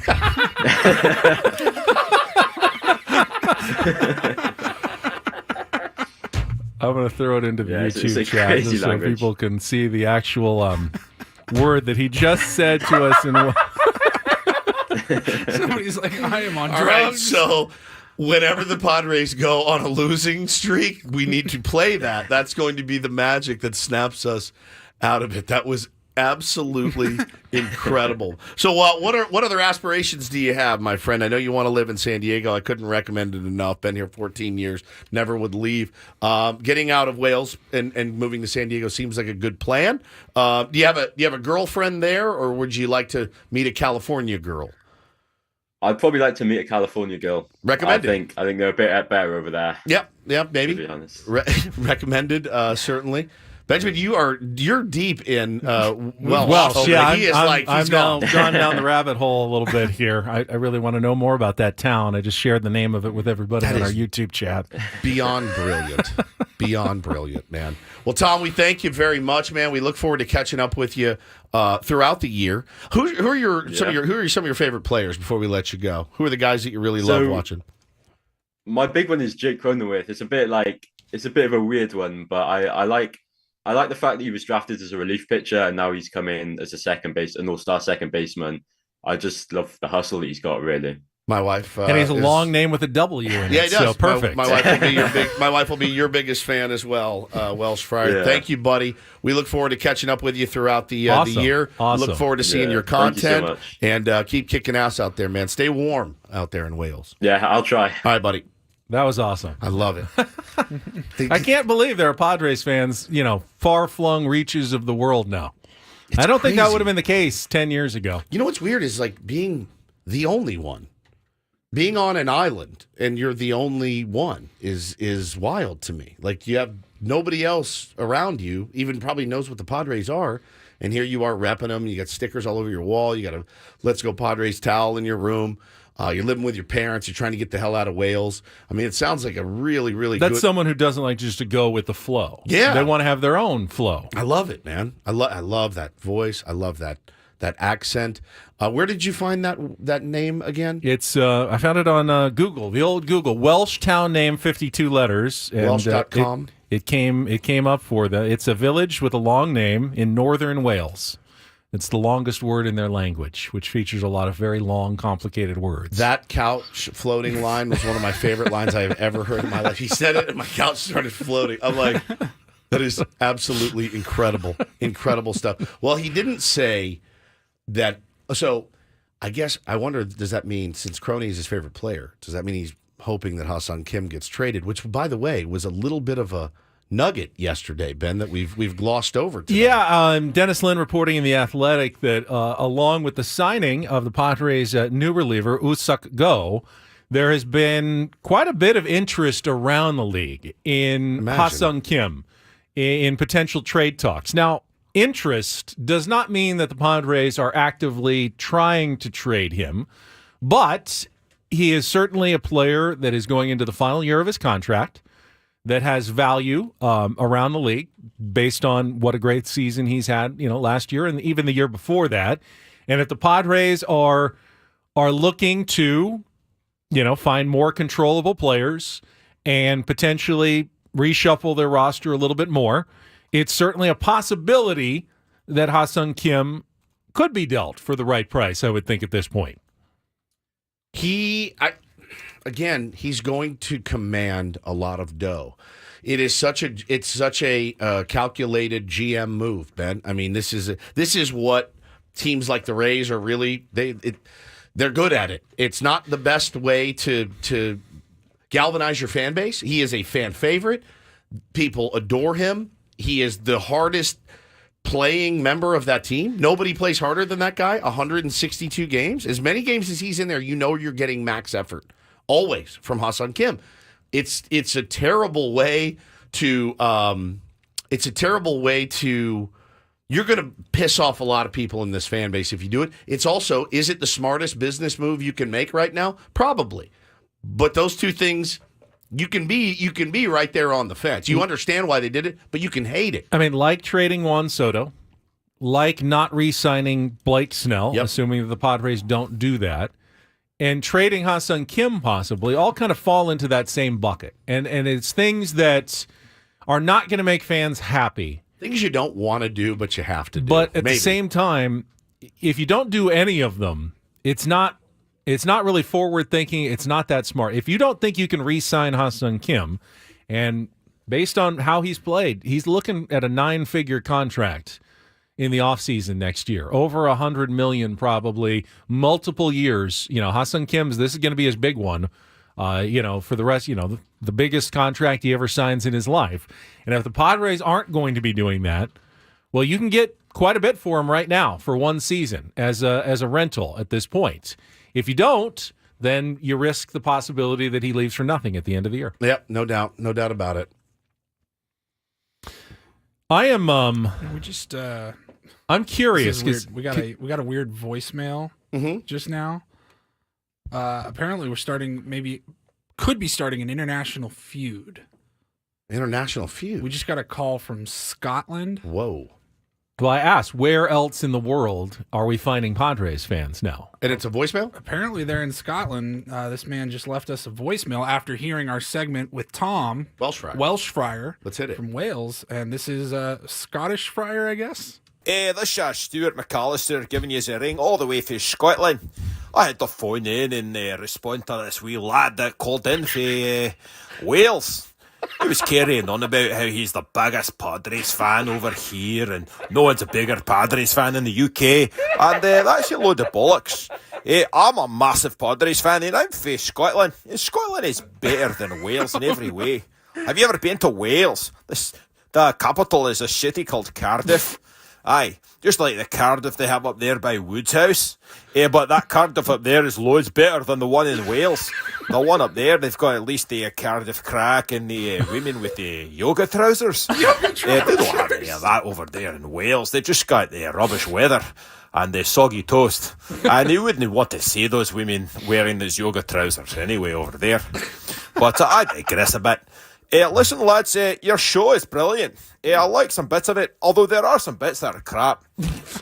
I like the Paul Reindl report. That bit is brilliant. Oh, thank you. And the Ben Reed's raps. Aye, that's quite good. But that Woods, take on Woods. Aye, that bit is rubbish. They've always talking about their hair metal. You really shut up about it. He's talking about Rat and Poison and groups like that. Aye, and Kish. Kiss. This lad actually is a grown man and he's a fan of the band Kish. You can kiss my arse, how about that? I'm a bit excited though. You've got the Craig and Annie show coming up soon. I've got high hopes for that one. Craig and Annie. Annie and Craig. Those are two good Scottish names. I don't know about braiding though. What kind of name is that? What you braid in your hair? I'm not sure about that one. Anyway, lads, I'll phone you again soon and we can talk prospects. The season's coming up. I just heard the good news that Mike McCoy was named the head coach of the Padres. And that's another good Scottish name there, Mike McCoy. Aye, so we all got again high hopes for the team again this year. All right, lads, I will check in with you again soon. Cheers. It's Robert McAllister. Stuart McAllister. Stuart or Robert? I think he said Stuart. Did he? That was I don't know. Call in from Scotland. That was amazing. So he likes Ben Reed's raps and the Paul but Reindl. not take on Woods. This is Stuart McAllister giving you a ring all the way from Scotland. All right. Well, listen, that was unbelievable. Unbelievable. Wow.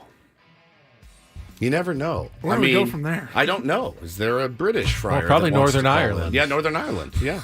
This is our next stop. Holy crap. Padres fandom going forward. That was unbelievable.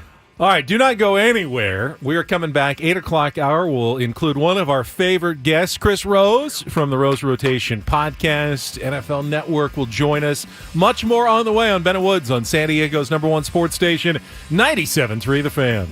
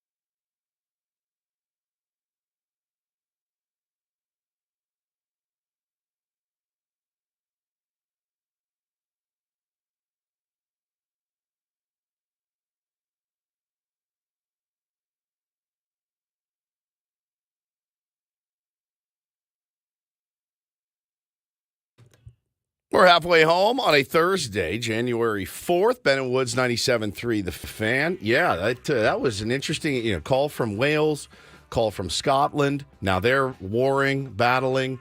That was really, really fun. I enjoyed that very much. Thanks for being here. It's Ben and Woods, 97.3 The Fan. I'm Woodsy. That's Paul Reindl, the executive producer. Benjamin Higgins, your friendly neighborhood sports anchor, here as well. I think this is how Braveheart started. I think so. It's one of my favorite movies, by the way. One of my favorite films of all. Hold. Fascinated with that part of the world. I would like to go over there at some point. I think I mentioned it yesterday. I told my wife I want to go to Europe for my 50th, which is in a year and 7 months. You could go to Wales. You could go to the city with the longest name in the world. Samfire Pasquin Gisco Gerrit Queen Drobot Lantasilio Go. I like how he puts the... How close was I? Do you have my attempt at it too, or no on that one? Because why don't you just try it again? I gotta find it. Samfire Pasquin Gisco Gerrit Queen Drobot Lantasilio Go. Now that I've heard it, though, I mean, it's gonna be easy. Go. Oh, let's see. It was... That was unreal. Add it here. Here it is. Slanfader fit gringris golgor gerig skuchuel gedomani go. I think I did fairly well. I'm going to go ahead and say that his was better. His was better. Maybe it's more accurate. I didn't do grow up in Wales. I don't even know what that's called. Slanfader fit gringris golgor gerig skuchuel gedomani go. Samfire Pasquin Gisco Gerrit Queen Drobot Lantasilio Go. Let's get that on a T-shirt. We always say that. How many shirts would that sell? If it's more than 3. Is there one? Are there any vowels in that? Yeah, no. I heard a couple of O's. I see A, I, O, E. They've got all the vowels except for U. It's somewhere in there. Samfire Pasquin Gisco Gerrit Queen Drobot Lantasilio Go. I can't picture anything but that guy's couch floating up in the air. I just can't. Just levitating. Holy crap, man. I enjoyed that very, very much. As we mentioned, Aztecs' big win last night. Benny, first conference win of the season, first conference game of the season, 5 straight for them. San Diego Padres added a reliever. Mike Shildt has rounded out his coaching staff. There will be no bench coach, which I do still find a little bit odd. Oh, God, Adam's here. What does he have? Why is everyone... He's got more blinds. Oh, he's got more blinds in here. All right, that's nice. We already got one. We got one, buddy. I sent you a picture of it. We're good. Yeah, let's get him in here. Just have him on the air every day this week. Yeah, Adam, come on in. Come on in, bud. You have any records you need to set straight again? I know. JR brought one in, too, though, so we're good. You're going to put one behind Paul now, too? Oh, look, the right color and everything. Look at that. We're upgrading already. Just a few minutes into the rails. It's just off. It's like a Friday show on a Thursday. Speaking of off the rails, I texted you guys over the break, and all I said was Subway story. That's all I said. Which, first of all, struck me as odd because you're a Jersey Mike's guy through and through when it comes to your sandwiches. And I was surprised that you would cheat on your beloved Jersey Mike's to go to obviously a big competitor. I don't know what happened to me. I haven't been there in many, many years. But I find a lot of inspiration for this show in a sandwich shop from time to time. I often sit and eat a sandwich alone, and I just watch people, and I watch how they interact and what they do once they're in said sandwich shop. Happens to me all the time. I get usually behind Ben someone that has a 14 sandwich order that didn't call it in. It happens to me once a week at least where I'm like, I cannot believe you didn't call this in, order online, whatever. And so my son was at camp at Brickyard, which is down on Morena. Right. And below so USD. Yeah. And so I take him there and I have 6 hours to kill every day. I ran some errands. I'm like, I'm starving. And I looked across the street. There was a Carl's Jr. and there was a Subway. And I went, I really don't feel like driving a lot. I'll pick one of these. Next time, JV's Taco Shop when you're down there. I was waiting for this to happen. Yeah. I didn't go want ahead. tacos. I just said donuts. I was hungry. I wanted to say, I'm going to go eat a dozen donuts. I would, which is the problem. If you're going to eat a dozen donuts, you go to Rose. So something happened to me that has never happened to me before. I walk into Subway. I have not been there in years. They have a completely different menu. Like you can still get the turkey sub and the ham sandwich or whatever, but there's all these different combos now. Well, Apparently, it was confusing not only to me, but to the guy that was behind me. Finally, behind me. Had he been in front of me, I don't know if I would have made it back to work. I've never seen this before. He called his wife from Subway and read to her aloud. Oh, my God. Aloud. Oh, not only aloud. She was on speaker. So I could hear her and him as he proceeded to walk to the counter and go, there's a third, it's Italian, it's got ham and capicola and provolone, and he read call it 8 sandwiches. He read every ingredient from every sandwich. And after everyone, no, that's not it. Okay, it's turkey, avocado, bacon, lettuce. No, that's not it. Okay, roast beef, provolone, capricola.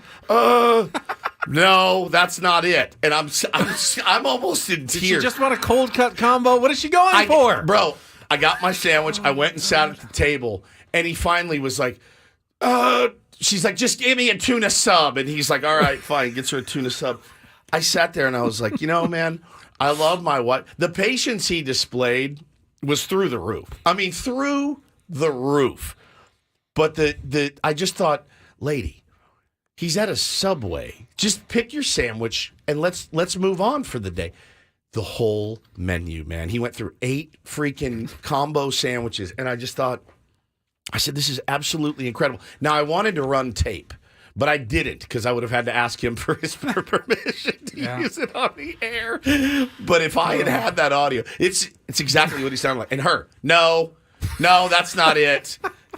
Okay, ham, roast beef, mayonnaise, Swiss. No, that's not it. Obviously, they can't use the internet because the menu's online. You could have looked it up and just gotten exactly what you wanted. Steak and cheese.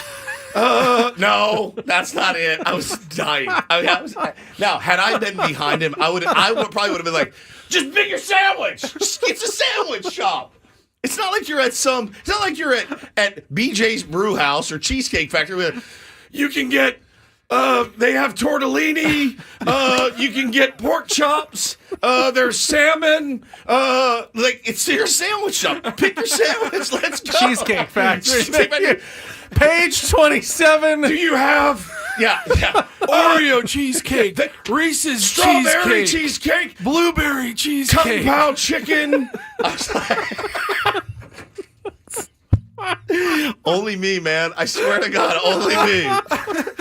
Broccoli cheddar, minestrone soup, chicken noodle, home style chicken noodle, clam chowder. I was in hell. No. I hate being insulting. There's a time and place for every restaurant, including Subway. But honestly, once you've made the decision, as you did, to go to Subway, you've already given up at that point on your dining choices. Bro, I just couldn't believe it. Okay, how are you? I couldn't believe it, dude. It's a sandwich.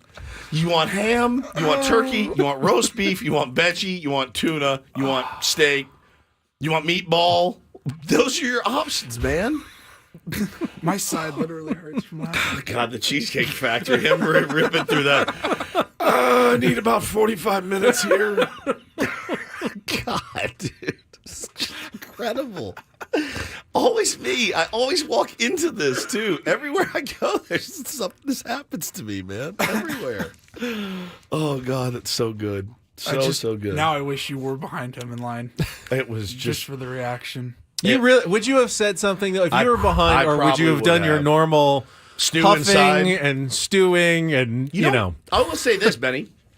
Having a show like this where I know that I can go tell that story is good for me, because I think if I didn't, and I would probably, if I was like a 9-to-5 guy again, I'd probably be like, hey, let's go, dude. Can I go ahead of you? I also would have said, if it were me, I would have said, buddy, go ahead. Like, clearly clearly, it's going to be a minute for me. But there, again, what do I always say? There's just not a lot of self-awareness anymore in the world. Nobody really cares about their fellow man. So that's a good example of it. But again, nobody behind him. He was fine to read his wife every ingredient on the Subway menu. I think of one of those commercials where you're turning into your parents. The one where they're at the salad bar. Are those all different kinds of lettuce? Yep. Yeah, the world's getting more complicated. As we get older, the world gets more complicated. And I worry that is us in 15, 20 years. No question, man. We won't know how to.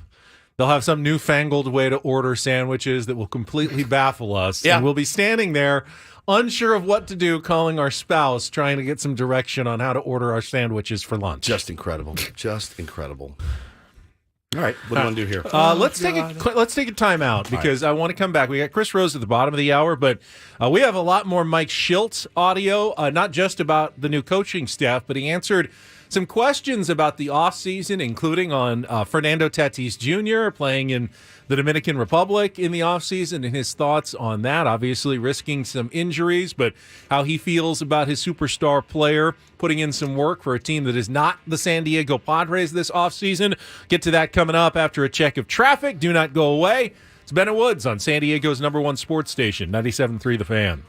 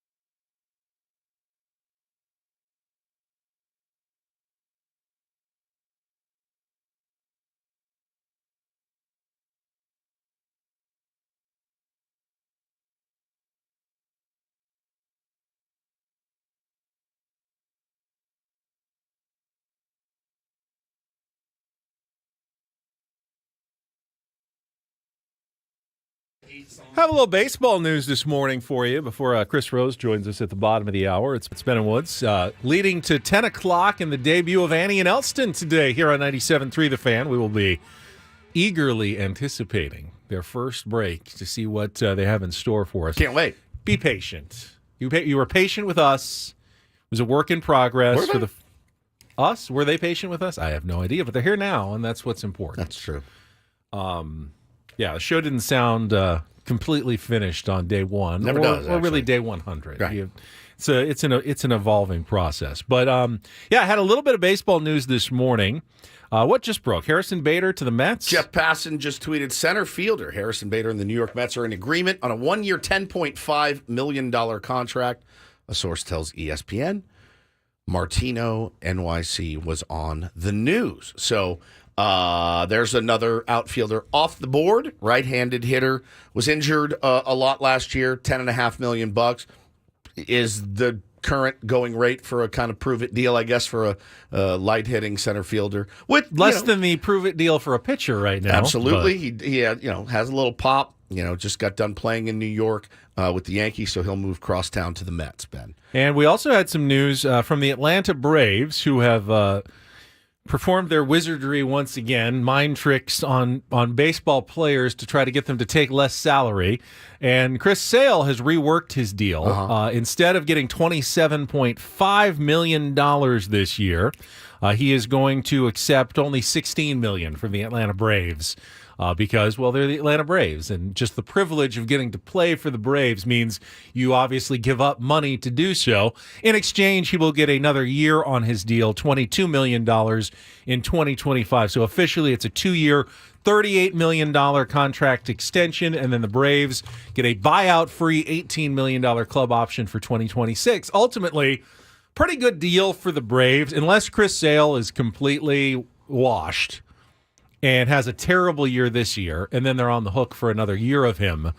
Honestly, even if he's mediocre, they get him at a fairly reasonable price. And if he's good the next couple of years, they get him at an absolute steal at $18 million on a club option in 2026 without a buyout. So everyone around baseball is going, how do the Braves continue to do this with their star players and somehow, work it where they're not paying as much as everybody else? It's such a big if, though. It is. The health. Sale's a big if. It's such a big if with him. And I was just looking at Bader's numbers.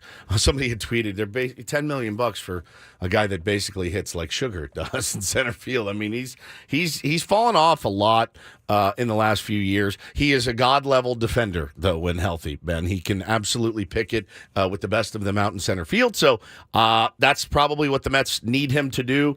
Probably a bottom-of-the-lineup type guy for them. Even if you don't like Harrison Bader, 10.5, and you didn't want him to come to the Padres, we need somebody. You're feeling relieved that the Padres didn't waste their money on Harrison Bader, and it's a valid opinion to have right now.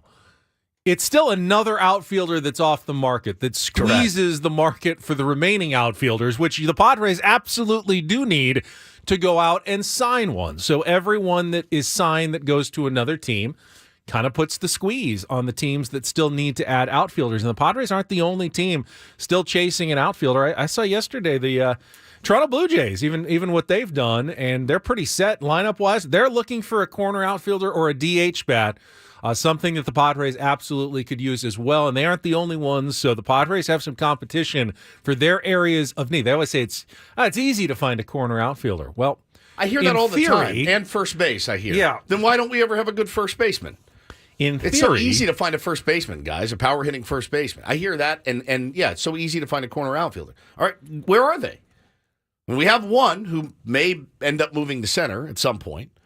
So now we need two, and we need a first baseman. Well, where are these guys? Where are they on the market? I was listening yesterday. Brandon Belt still available? Man, wow. I was listening yesterday, forgive me, to Ken Rosenthal's podcast. I can't remember what it's called. I never remember the names. I'm sorry. It's not personal. Foul territory? Foul territory. Thank you. Some sort of baseball-related punny name. Yes. Yeah. The Pine Tar Podcast. Yeah, of course. I was it's the on deck circle. I was eating lunch and I'd seen a tweet about Ken Rosenthal's latest podcast. I'm going to give this thing a shot. It's just him talking into a camera. Hey, guys, what's up? It's the warning track with your host. Our boy, Rates and Barrels. I mean, yeah, everybody does some corny. We're spitting seeds here this morning. It's your pal Woodsy. Join me on the hot corner. So stupid. Welcome back to Up in the Bleachers with Ben and Woods. All right. So anyway, I put on, what is it, Foul Territory? Yeah. So I put on Foul Territory yesterday, and I was actually pretty surprised. Before the offseason, The Athletic had their 40 top free agents. They ranked, everyone got together in a room and said, all right, these are the 40 best free agents out there. 23 of the 40, Ben, still remain unsigned. And he does say, look, there's still plenty of time, certainly. Most of Scott Boris's clients remain unsigned, other than, I think, Nick Martinez, who is a recent addition to Boris Corp. He got him signed, taken care of with the Reds. Listen, Nick Martinez, great guy, pretty good pitcher. He's not going to be at the top of Scott Boris's priority list, especially this year or really any other year. There was an underling that was kind of handling the Nick Martinez deal, I'm sure. This, again, not a shot at Nick Martinez, but if Nick Martinez is the top of Boris's priority list, his business has gone sideways. All right? That's not a shot at Nick Martinez. It's just the way he is. He has huge, huge stars. All of these guys are waiting, and Ken was wondering what his strategy is going to be moving forward. Blake Snell obviously is a Scott Boris guy. Rumors coming out that he wants to pitch for the Yankees, which is crazy. Like I had not heard that, but Bleacher Report put out a stat. But yeah, there's still 23 of the top 40, Ben, sitting there unsigned. I won't panic then. It just feels like every day the market tightens up a little bit, but there are still players out there, and there will be a time when they start feeling the pressure like, okay, I'd like to have a team now. Spring training is a week away. I'd like to know where I'm playing. I'd like to know where I need to get an Airbnb and all of that. So we spent some time yesterday in the car listening to MLB radio as well.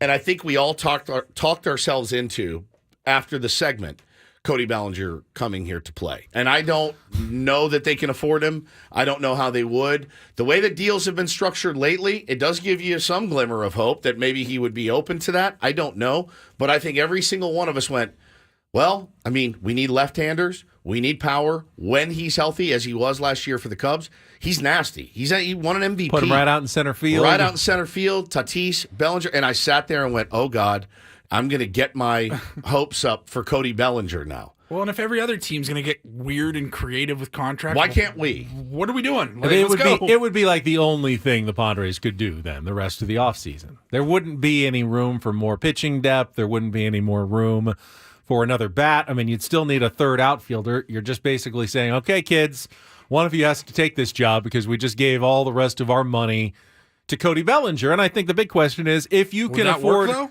If you could afford Cody Bellinger, couldn't you have found a way to keep Juan Soto around then?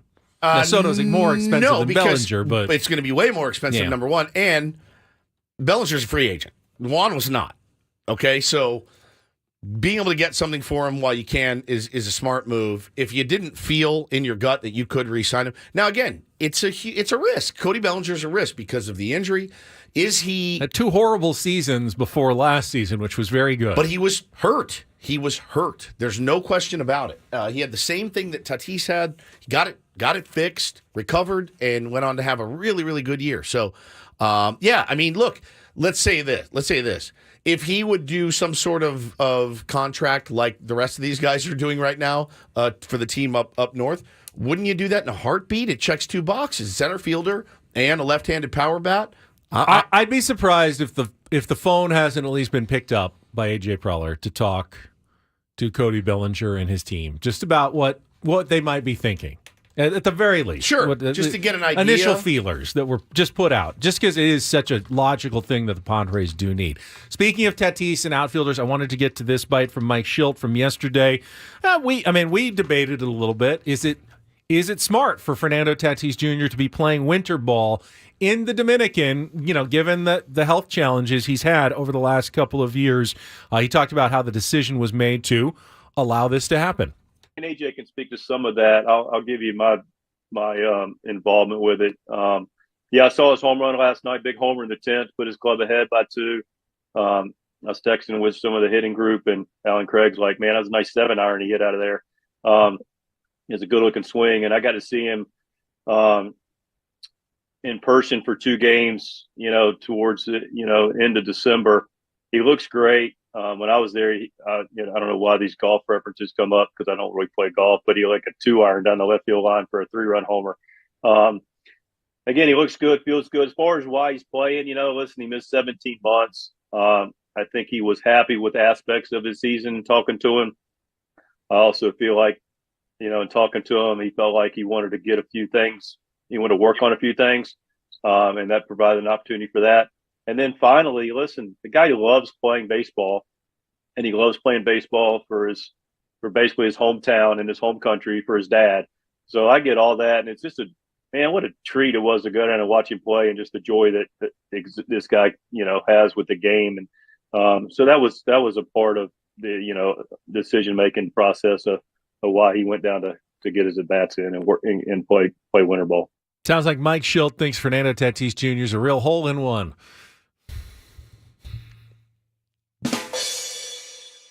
I think he made some good points. Gotta go to break. Yeah, all right. Chris Rose is coming up next. With Please Better do. Woods. I hate you. Please do better. On San Diego's #1 sports station, 97.3 The Fan.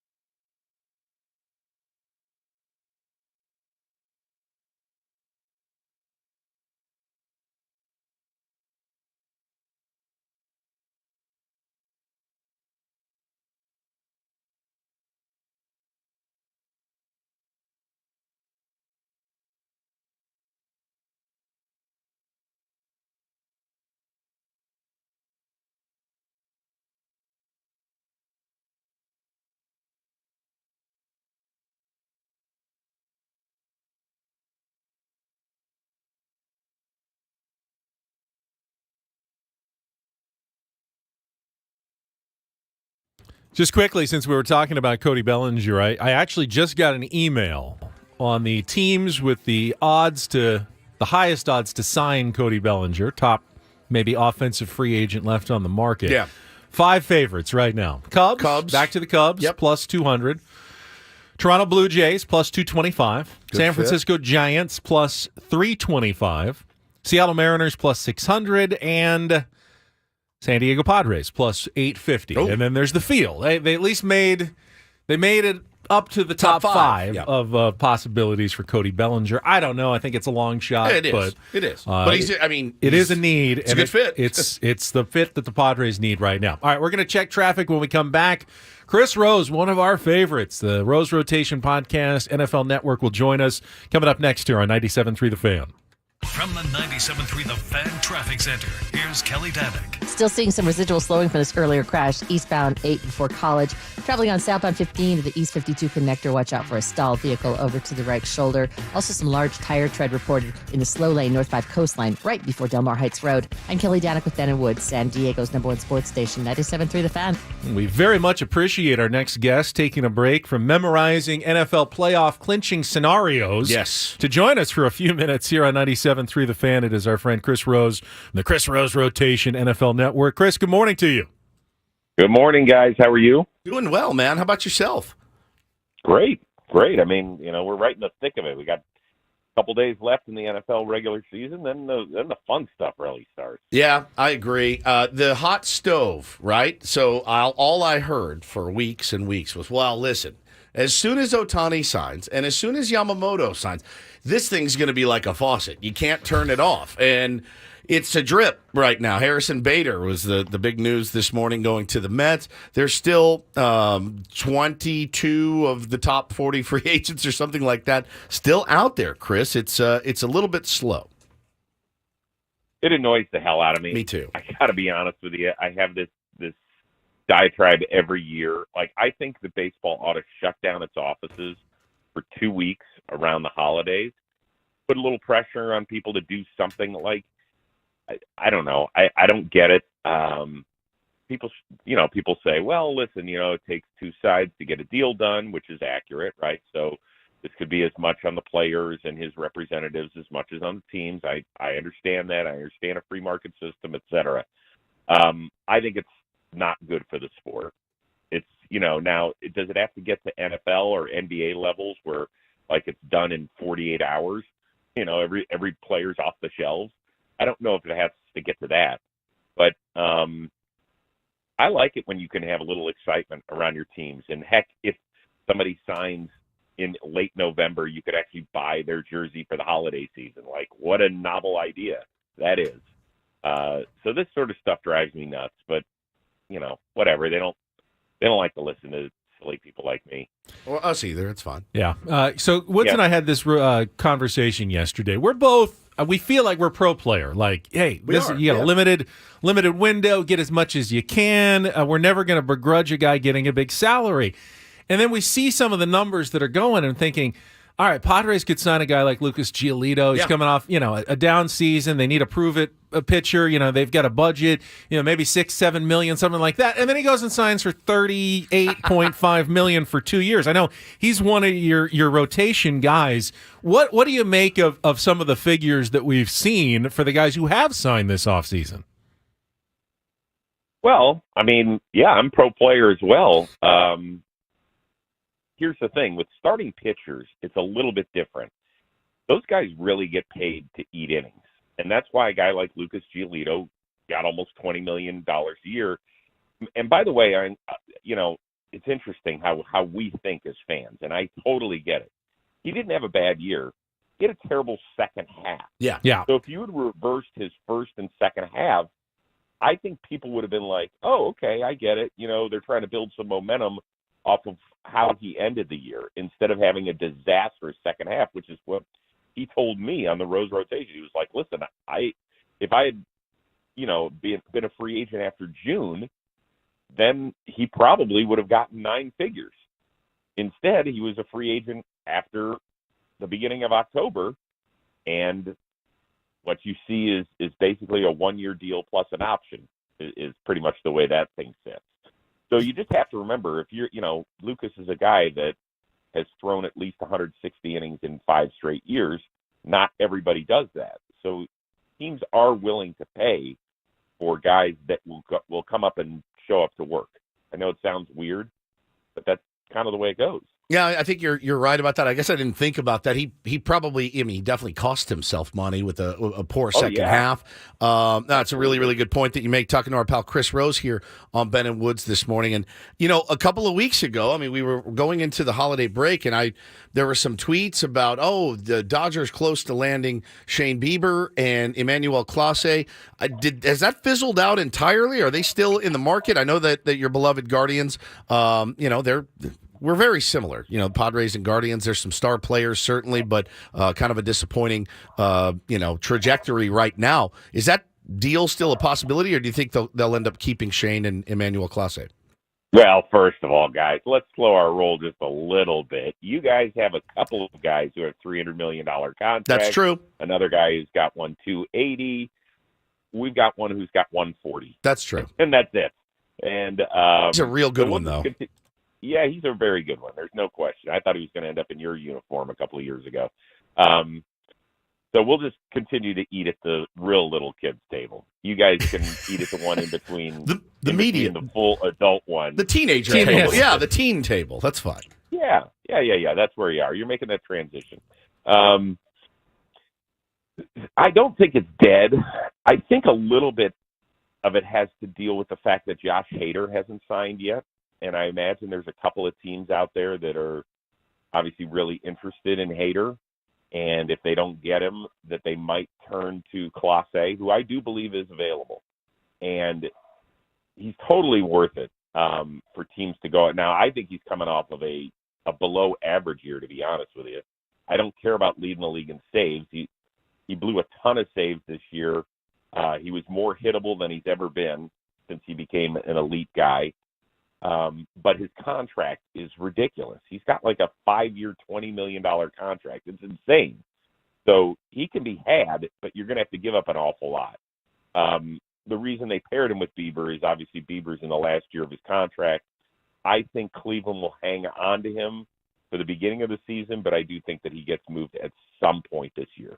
Talking to Chris Rose, and Chris, I love the points you made about trying to kind of improve the baseball offseason. We're always looking to improve all of our sports. College football's bowl season seems like it's next. But what about the NFL? They expanded the regular season to 17 games. It's week 18, and now we get here, and I think I saw yesterday like 10 teams aren't playing their quarterbacks. Is it a problem that the NFL has run into here at the end of the year, that their season's a little bit too long and now there's too many meaningless games at the end of the year? Well, I think it's a little bit of bad luck from the standpoint of that both 1 seeds are locked up, right? So that takes 2 teams out of the equation. The teams that are locked in the AFC at 1, 3, and 5 are all not starting their quarterbacks, right? Between Baltimore, Kansas City, and Cleveland. And you can understand it, right? If you're not going to be going anywhere, if your game has no impact on the standings whatsoever, then why would you play them? So I get it. And then the rest of it is just, it's a massive year for backup quarterbacks. I just can't remember a year where basically half the league has turned a different direction under center.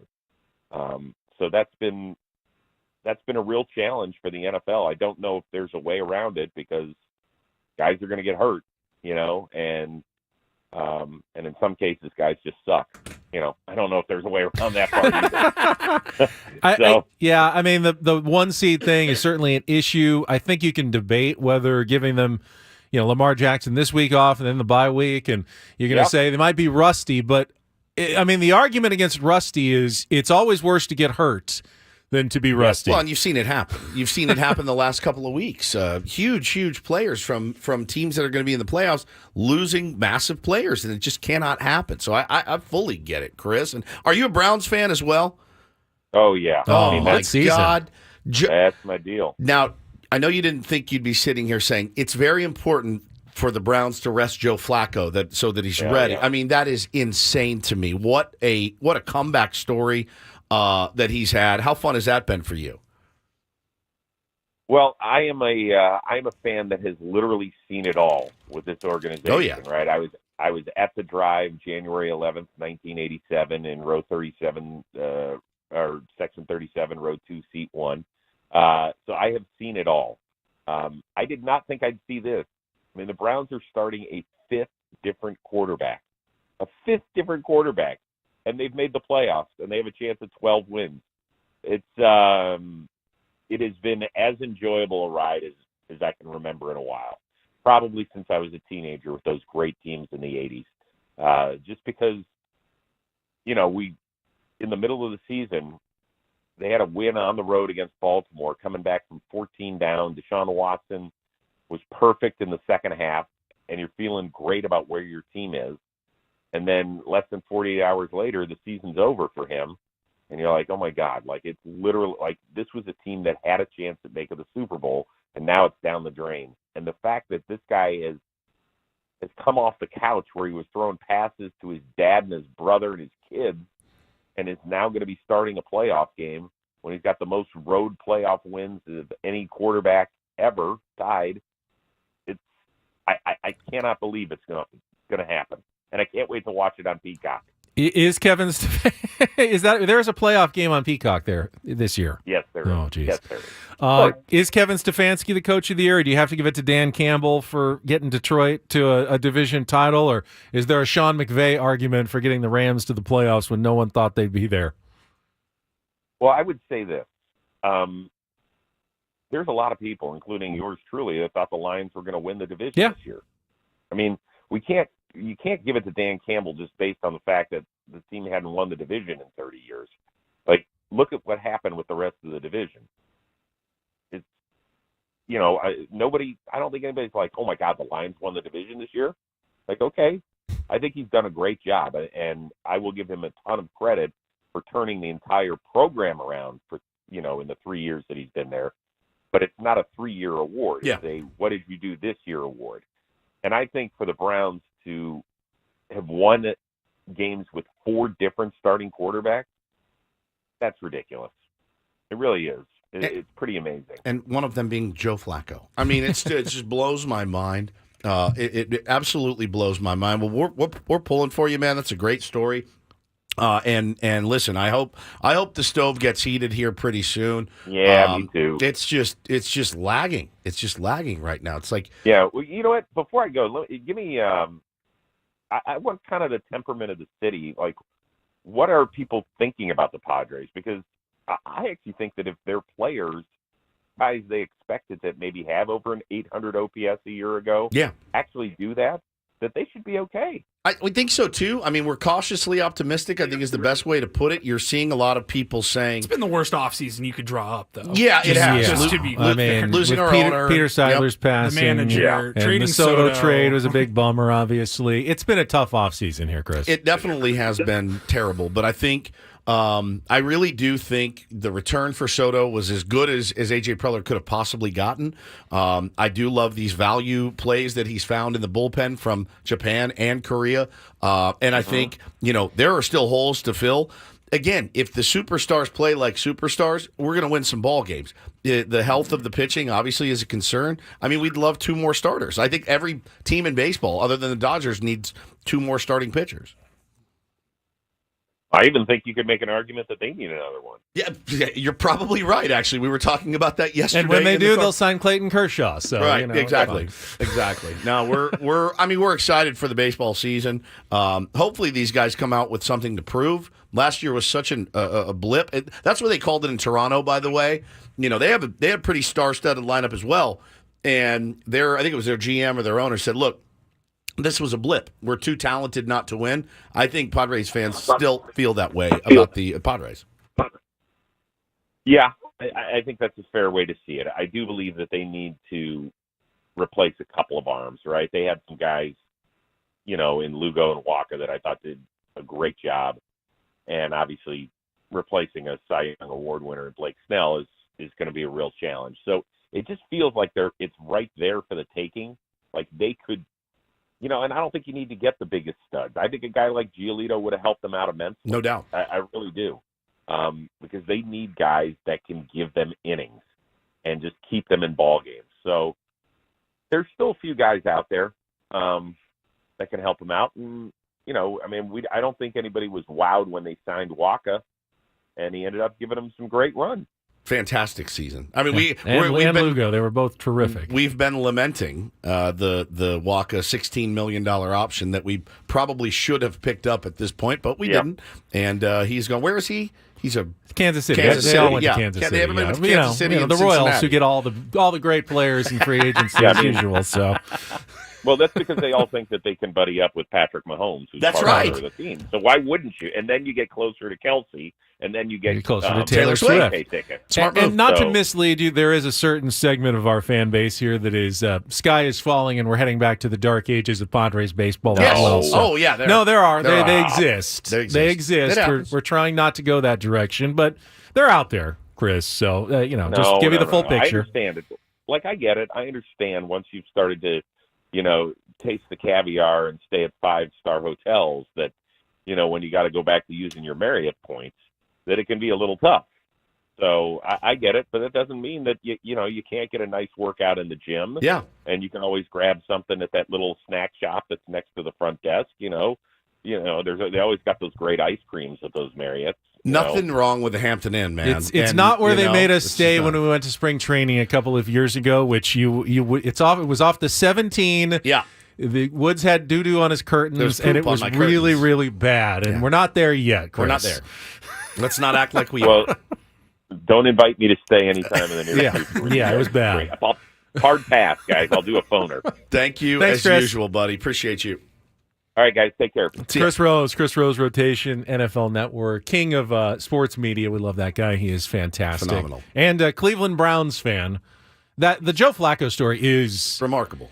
It's stunning. I mean, Joe Flacco wasn't just down and out. Joe Flacco was a punchline for how bad he had become. He had become the poster child for washed-up bad quarterbacks. And it's not like he's been serviceable for the Browns. Like, hey, we got a really great defense. All you need to do is just don't turn it over, throw for 150 yards and a touchdown. He, threw for more yards in a month than anyone ever last month or, close to it. He's not just been okay. He's been phenomenal for the Cleveland Browns, and that is one of the biggest shockers we've seen in football in a long time. We haven't really talked about it, but it is stunning what Joe Flacco has done for the Browns. I mean, I snickered when they signed him. I did. I was like, of course you did. My God, what? All right, it's gotten this bad. And he's just been outstanding. Just outstanding. And it's be like Bartolo Colon coming in and pitching at a Cy Young level for the Padres now this year. I mean, stranger things have which happened. I know people would love to see. Yeah. But it's not usual for a guy who's that washed up to come back and play as well as he has. It's just bananas, man. New system, everything, all of it, everything that comes with it is truly a remarkable NFL story this year. Going to be fun to see some of those teams in the playoffs, Benny. The Lions, the Browns, teams like that you're just not used to seeing in there. It's going to be a blast. We'll have our football threesome coming up in our 9 o'clock hour. Go through those those playoff clinching scenarios that Chris is working on memorizing for the spots that have not been locked up for this weekend so far. So we'll get to that coming up. Before that, Paulie has got a Reindl report on the way at 9 o'clock. Another outfielder off the board, Brett Phillips. He's an outfielder, isn't he? Yeah, he's going to the White Sox. So they have just struck 10. And Paulie, what do you have for us? We've got some San Diego State basketball news and a lawsuit involving candy. Candy lawsuits. Chocolate. Sounds good. And I just saw Annie Heilbrunn in the building. The new show is just an hour away. The debut of Annie and Elston coming up at 10 o'clock this morning. So you're not going to want to change the dial all day long right here on San Diego's #1 sports station, 97.3 The Fan.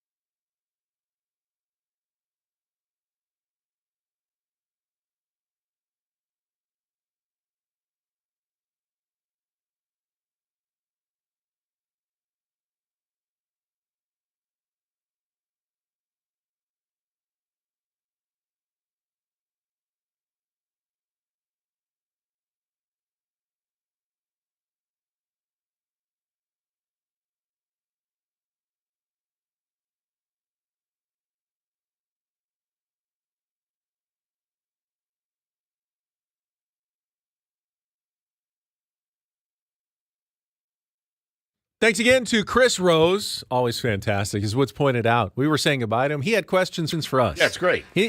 You like to have guests who seem to enjoy the conversation enough that they're not racing to get away from you at the end of the call.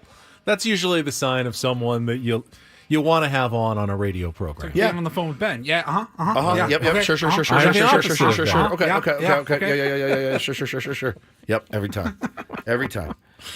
You be calling him to be like, "Hey, man, I have some really, really bad news," and he's like, "Yeah. Give it to me. Okay, that's fine. Yeah, we'll deal with it. No problem. We got it. All right, I'll talk to you later. Yeah. Sure. All right, yeah. No, have a good day. Okay. Yeah. No, we're good. Bye. It is incredible.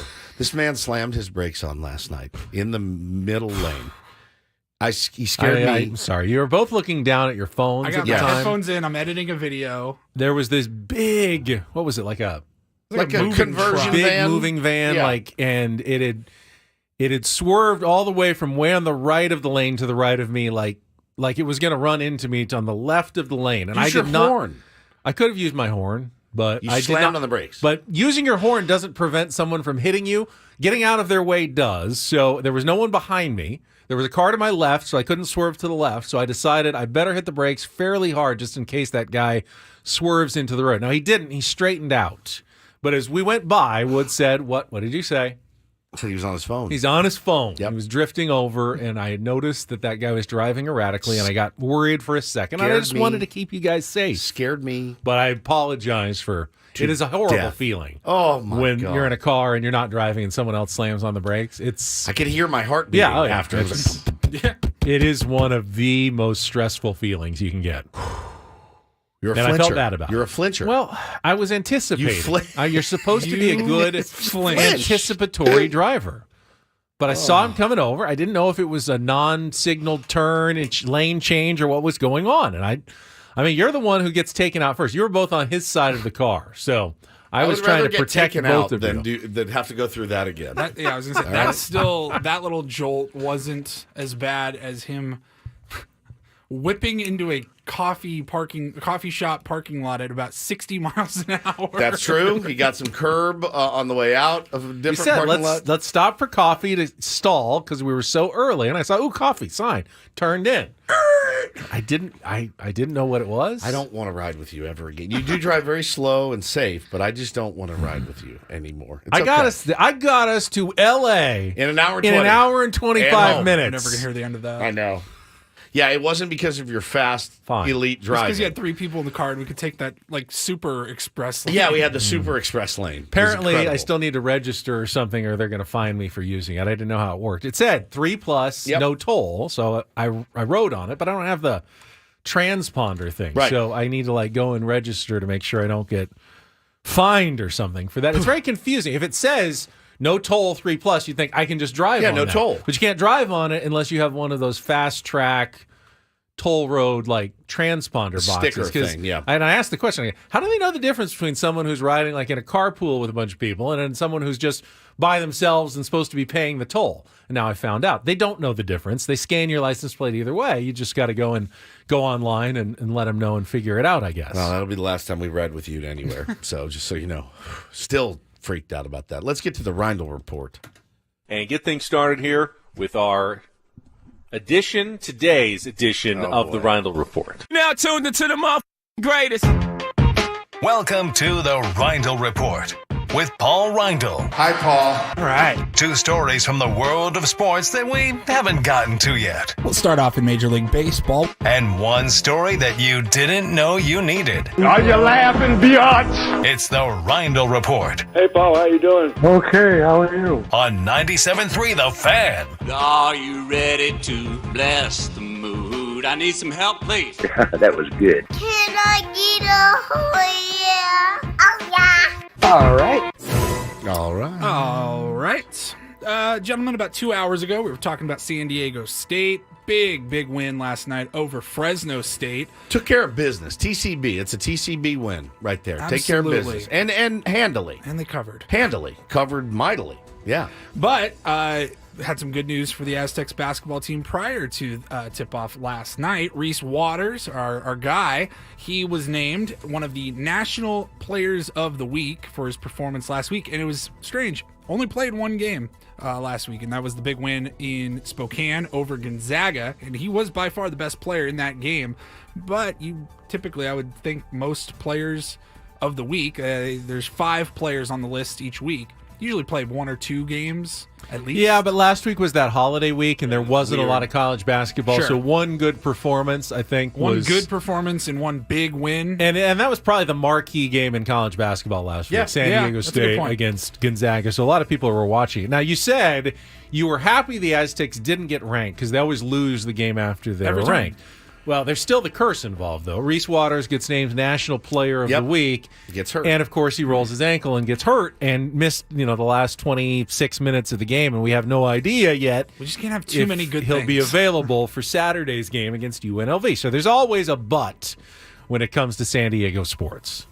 No update on his injury status? Not yet. Okay. I think Dutch is going to talk tomorrow to the media. He might have an update for you then. If you want to go down to the Jam Center and talk to Dutch, you go do that right after the show tomorrow. Me? Oh, no, we got golf tomorrow. We can't do it. Yeah, otherwise, I'm sure Woods was going to be there. I was going to be there, but with bells on and freshly invited. By the staff. No, they got an email. You didn't get the email today? Dutch media availability tomorrow. I don't check my work email very much. All right, sorry. All right, that's it for sports today. Okay. So from Reese Waters to Reese's Candy. To Reese. I like that. Reese's. They've never made a bad product, Reese's. by the way. Never one. Not one. Reese's. Yeah, they have. White chocolate Reese's are not good. You're right. Absolutely right. Well, Reese's or... I stand corrected. It's absolutely hideous. Hershey, the company owns Reese's. They are being sued by a woman named Cynthia Kelly because she... believed that she was buying Halloween-themed Reese's Pieces. The little pumpkins? The little pumpkin carved Love them. chocolates. Delicious. The peanut butter cup that looks like a pumpkin. Yes. Instead of just a little circle with the little ridges on the side. She opened the bag and opened one up, and it was just kind of a... It wasn't like the typical Reese's peanut butter cup. Okay. But there were no... It was not a pumpkin carving. It was just kind of a blob. There was no nothing etched into it, nothing like that. It was just kind of like a blob of Reese's. Still tastes the same. Well, she's claiming that that's false advertising. Oh, what a monster she is. She's the kind of person that makes her husband read the Subway menu. Now, to do her we not know over that maybe speakerphone. it just got a little hot? You know when a Reese's gets hot and it starts to melt and then it gels again, it's no longer the right shape anymore. It's just a mess. Now, if you're watching on our YouTube stream or on Twitch, oh yeah, it looks delicious. It's kind of a pumpkin shape. It's a pumpkin shape. It's got pumpkin ribs. She sucks, man. But it's not. But it doesn't have the little face like on the package. Yeah, look at the wrapper. How much is she suing for? $1? She is suing $4.50. No, where did it go? Page just refreshed. I want to say. What's that? That's $5 $1. $5 million. $5 million because there wasn't a face on her Reese's. If I'm pumpkin. a judge, I not only throw this case out quickly, I throw her in prison. Have we gotten a little too litigious in our society? Emotional damage, yeah. There's no face on my Reese's against pumpkin. Hershey, the maker of Reese's, alleging the company falsely represented several of its holiday-themed products on packaging, as well as the peanut butter pumpkins, white pumpkins, Pieces pumpkins, peanut butter ghost, white ghost, and others. Hey, I don't know her, but I don't like her.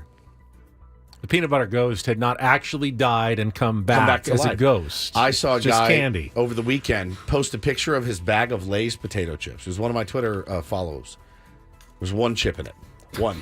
He opened his bag of Lay's. There was one. Lay's How do you know that's potato not a chip. hoax? You could just empty the bag and leave one chip in. I guess it could be, but he tweeted at Lay's like, "Hey Lay's, this is a complete rip-off." Yeah, I guess you're right. He could have emptied it and said, "Hey, this will be a funny bit," but I don't think he was. Have you ever taken one of those Lay's bags to high altitude? No. Like you drive, so because of the pressure changes, by the time you get up gets to like, if big. you take one to Arrowhead, when you got up there, it would be big like a pillow. It would be almost like overflowed and exploding. So if I go into Vaughn's and Arrowhead, And- all of the bags are big, or And no? then when you come back down, it'll like collapse and crush Hold on on. itself. All right, so if I walk into Vaughn's at Lake Arrowhead right now and buy They should probably be fairly normal. Why? But if you change the pressure, if you drive up or down and the pressure changes, the bag will expand or contract. It's fascinating. Physics. Are the ones that are on the shelf now adjusted to the pressure? I don't know. That's a good question. The ones in Arrowhead? The ones that are like in Denver, if you go into Denver? They may be pressure adjusted. Pressurized? Yeah. It's fascinating. I did not know that. All right. Yeah, this is a good point here. Bean says water bottles. Yeah. Seen the water bottles expand. Yeah. Squeeze back. I can't. Very.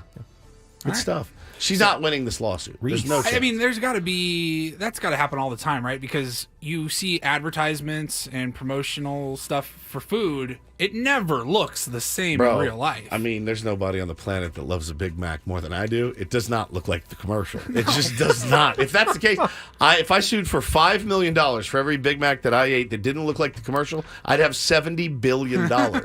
They're flat. They're tiny. You're like, all right, but fine. You know this. You know it. Now, technically, there are laws that you can't put any ingredient on that doesn't come on the sandwich, but they have like sandwich artists, and they'll push all the toppings to one edge and make them all as perfect as they possibly can be. If you looked at the other side of that sandwich that they had in the commercial, you'd see nothing because the bun would just be empty looking and it would be all flat and collapsed on itself. So they could make the one side that's on camera look as perfect as it possibly can look. Meat overflowing, just perfect. Lettuce falling It's just amazing.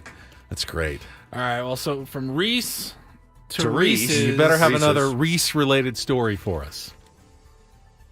I don't. No. I'm going to talk about the 13-year-old kid that became the first person to ever break Tetris. He beat Tetris. Well, it's Throwback Thursday, and while I'm interested in that story, it's Throwback Thursday. You could play the Reese Davis audio from the other day. Reese's Candy. Yeah, Reese Davis. We just had Reese on. Had it. That was great. Yeah. Reese Davis. We played this on Tuesday, our first show of the year. Talking about Jalen Milroe and his clothing line. Yes. Jalen Milroe often wears his own branded apparel reading LANK across the front. It's an acronym that stands for Let a Naysayer Know. Being told by his former offensive coordinator, Bill O'Brien. That is not what I thought. Is that not what you thought? Boy, let a naysayer know. Let a naysayer know. Of course. The professional's right in the middle of his lead. That's all right. I just keep going. You almost lost me. It got real tight up here as you were. That's what you know. Reese, you were too smooth with that. I thought it was going down. It was going down out here. It was like I thought I was about to witness a man losing his job live on the air. Things got real tight up here. Let a naysayer know. Oh, God. Holy crap, man. God, that murdered me. But I actually do want to hear about Tetris. I kind of do, too. Okay, well, we all... How can you beat you got your Tetris? Doesn't it just keeps getting faster and faster until you can't do it anymore? The more you play, every level gets faster and faster and faster, and it just keeps on going. And so there's a 13-year-old kid in Oklahoma named Willis Gibson, and he said there's a glitch that, like, if it got so fast, you got so far and through so many levels, it gets so fast that the game glitches, it can't keep up, and it just crashes. It's over. It's done. You're faster than the computer brain of the game. That's amazing. Up until Willis beat the game, only AI, like computer-generated AI, was able to get it to go that fast. That's incredible. And he finally did it. Question. He said he made it to a level 157 before it froze up. It's unbelievable. Question. What games have you beat? I've beaten most of the Mario games. Super Mario Brothers, I beat Super Mario Brothers. World. I did the reverse Luigi World as well on Super Mario World. I beat Legend of Zelda when I was a kid. Everyone asked me how to do it. I was the expert on that one. What else have I beaten? I beat Contra. Game? Contra was a great one. You had to get the extra men, the 30 extra men. But Castlevania, I beat that one. Yeah, I was good at Castlevania. I've only beaten Super Mario Brothers and Contra. I never won Mike Tyson's Punch Out. I beat Mike Tyson's Punch Out a million times. You never beat Tyson. Mike? Nope. Oh, there was I a could trick get- to that one. I could You get to there, the there end. was a trick to that one. Most of the games. Did you know that that I've who was the played- fat one that you had to get his pants to fall down? And Bald Bull? No, Bald Bull was a little more intense. The Soda really Popinski? No, the fat one who you'd hit and his pants would fall down, and then he'd have a bandage on his stomach. On and his stomach, you pound and the pound the bandage. bandage on his stomach. Mike Tyson. See, most of the games Who- that I how grew many up can playing we with, like remember? N64 or PlayStation, like they all had a story. King mode. Hippo. Thank you for King your list. Hippo. King King Hippo. King Hippo. Yeah, Soda Popinski. King Hippo. Who was the first weakling that you faced in that game? Joe Glass. I got an unhealthy enjoyment from beating the S out of Joe Glass.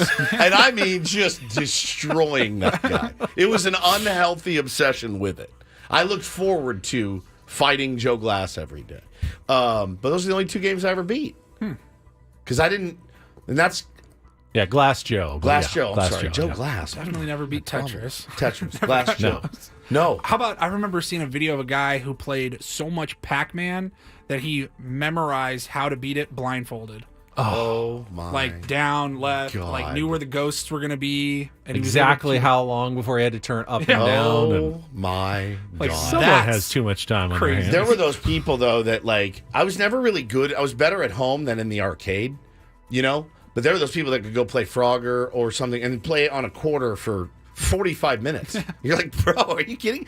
I never had a high score at an your money's arcade. worth. Never had a high score at an arcade. Who else did I forget? Von Kaiser. Von Kaiser, God, man. Piston Honda. Piston Honda.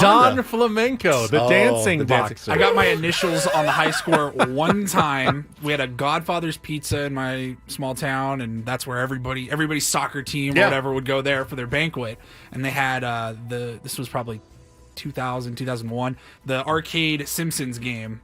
And I was able to beat it, or not beat it, but get Get your a name high on there? score. It was like number 4 or 5. I'll tell you, my kids PTR. my kids like to go to Dave and Buster's and play games now, and it's fun. I love it too. Games are like $7 a piece, and they're impossible. Like every game is seemingly impossible now to play. Video games today too are weird. Like you have to buy a bunch of stuff once you're in. You have to download a bunch of stuff. There's like you have to complete challenges every day Like just a lot to of play. games, It's nuts. There are games that are actually free to like Xbox and PlayStation games that are free to download. Like Yeah. Call of Duty Warzone is free to download and play, but at its most basic form, and you Yeah. want to buy stuff. Yeah. And you're like, oh, That's how cool, they that get you. pack was $20, and then this one was another $10. What do you spend- Fortnite is free. But you have to buy skins You or want to something. buy? Well, you don't have to, but if you want to buy new skins, new weapons, stuff like that, that's where they get you. I'm glad that didn't exist when I was a kid. Like when because I was growing up, would've- games were $60, and Yeah, just, you walk like, out the you wanted door and Madden, you play it. You paid $60. That's it. and you got it. And You didn't have to played connect to the internet because there was no internet. Blow into the cartridge, get the Yeah. dust out. Jam a matchbook in there to keep it perfect. Man, things have changed. All right, that's it for us. All right, around this time every Thursday, we always like to say a threesome would be nice. We will have our football threesome, playoff clinching scenarios in the NFL Let's and get sexy. more. Coming up next after a check of traffic. Ben and Woods here on 97.3 The Fan.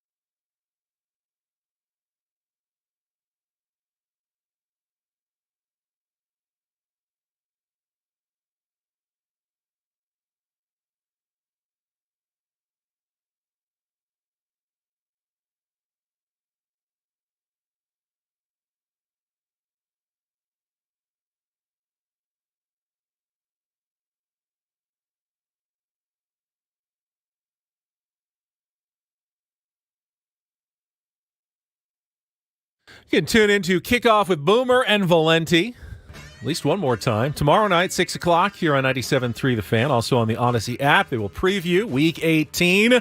Entire slate of games with analysis and picks. It is brought to you nationally by Casamigos Tequila, brought to you by those who drink it, and by Lowe's. Lowe's knows home improvement. And with that, get to some stories. Can Ben and Woods interest you in a threesome? A threesome would be fun. Oh, not that kind of threesome. Dang it! We're talking end-arounds, the best tight ends in the world. He must work out. And going all the way in this game of inches. Nice. It's the NFL Threesome with Ben and Woods. Brought to you by Hamul Casino. Fun above all else on 97.3 The Fan. Personal foul, 69, offense. He was giving them the business. Gets me every time. It does. I will start with some Jets news. No yes. shocker here. They are not one of the teams competing for the postseason. They will be facing the New England Patriots in what could be Bill Belichick's last game in the final week of the season. But they will do so without Dalvin Cook, who was released on Tuesday, but by mutual agreement, in order to allow him to maybe hook on with a playoff contender for the last week and into the postseason. Now, Cook did not have a very good year with the Jets either. You could say, well, did he have anyone to, get him the ball or anything? But his playing time had been shrinking for weeks, and didn't even play last Thursday against Cleveland. Not a single snap, even though he was in uniform. So didn't go well for Dalvin Cook. Maybe he'll have better luck. I think today there's a 24-hour waiver period, so my guess is nice. If someone claims him, we'll find out about that today, but I haven't seen any news on that yet. Being able to jump on a contender like that at the end of the year, that's pretty by good. The team. It is a good move by the team. It's Good for the player. It's nice. Zach Wilson won't be playing, and they say probably never again for the Jets. Wow. He's done. I saw Keenan Allen is not playing for the L.A. Chargers, and his cap number is like $34 million next year, and they say there's a possibility he could be done. He had a great year, but oftentimes injured, and the Chargers are going to have some cap trouble next year with Justin Herbert's number going up. So we could see the last game, or have already seen the last game for some players around the NFL. While the NFL does, they do everything right as far as marketing their product, branding their product, Ben, covering up things in their league, et cetera, to make a lot of money. The one thing they have not been able to figure out is the Pro Bowl. Now, I think it still means a lot to a player to get selected to a Pro Bowl, to know that you're, baseball all-star, the NHL all-star game's fantastic, the NBA all-star game weekend is fantastic. The NFL Pro Bowl is like, oh my God, this is the biggest afterthought of all time. Still an honor, though. And Brock Purdy, Tua Tagovailoa selected their first Pro Bowl starting quarterbacks for their respective conferences, Ben. Brock Purdy, one of 9 Niners to get selected.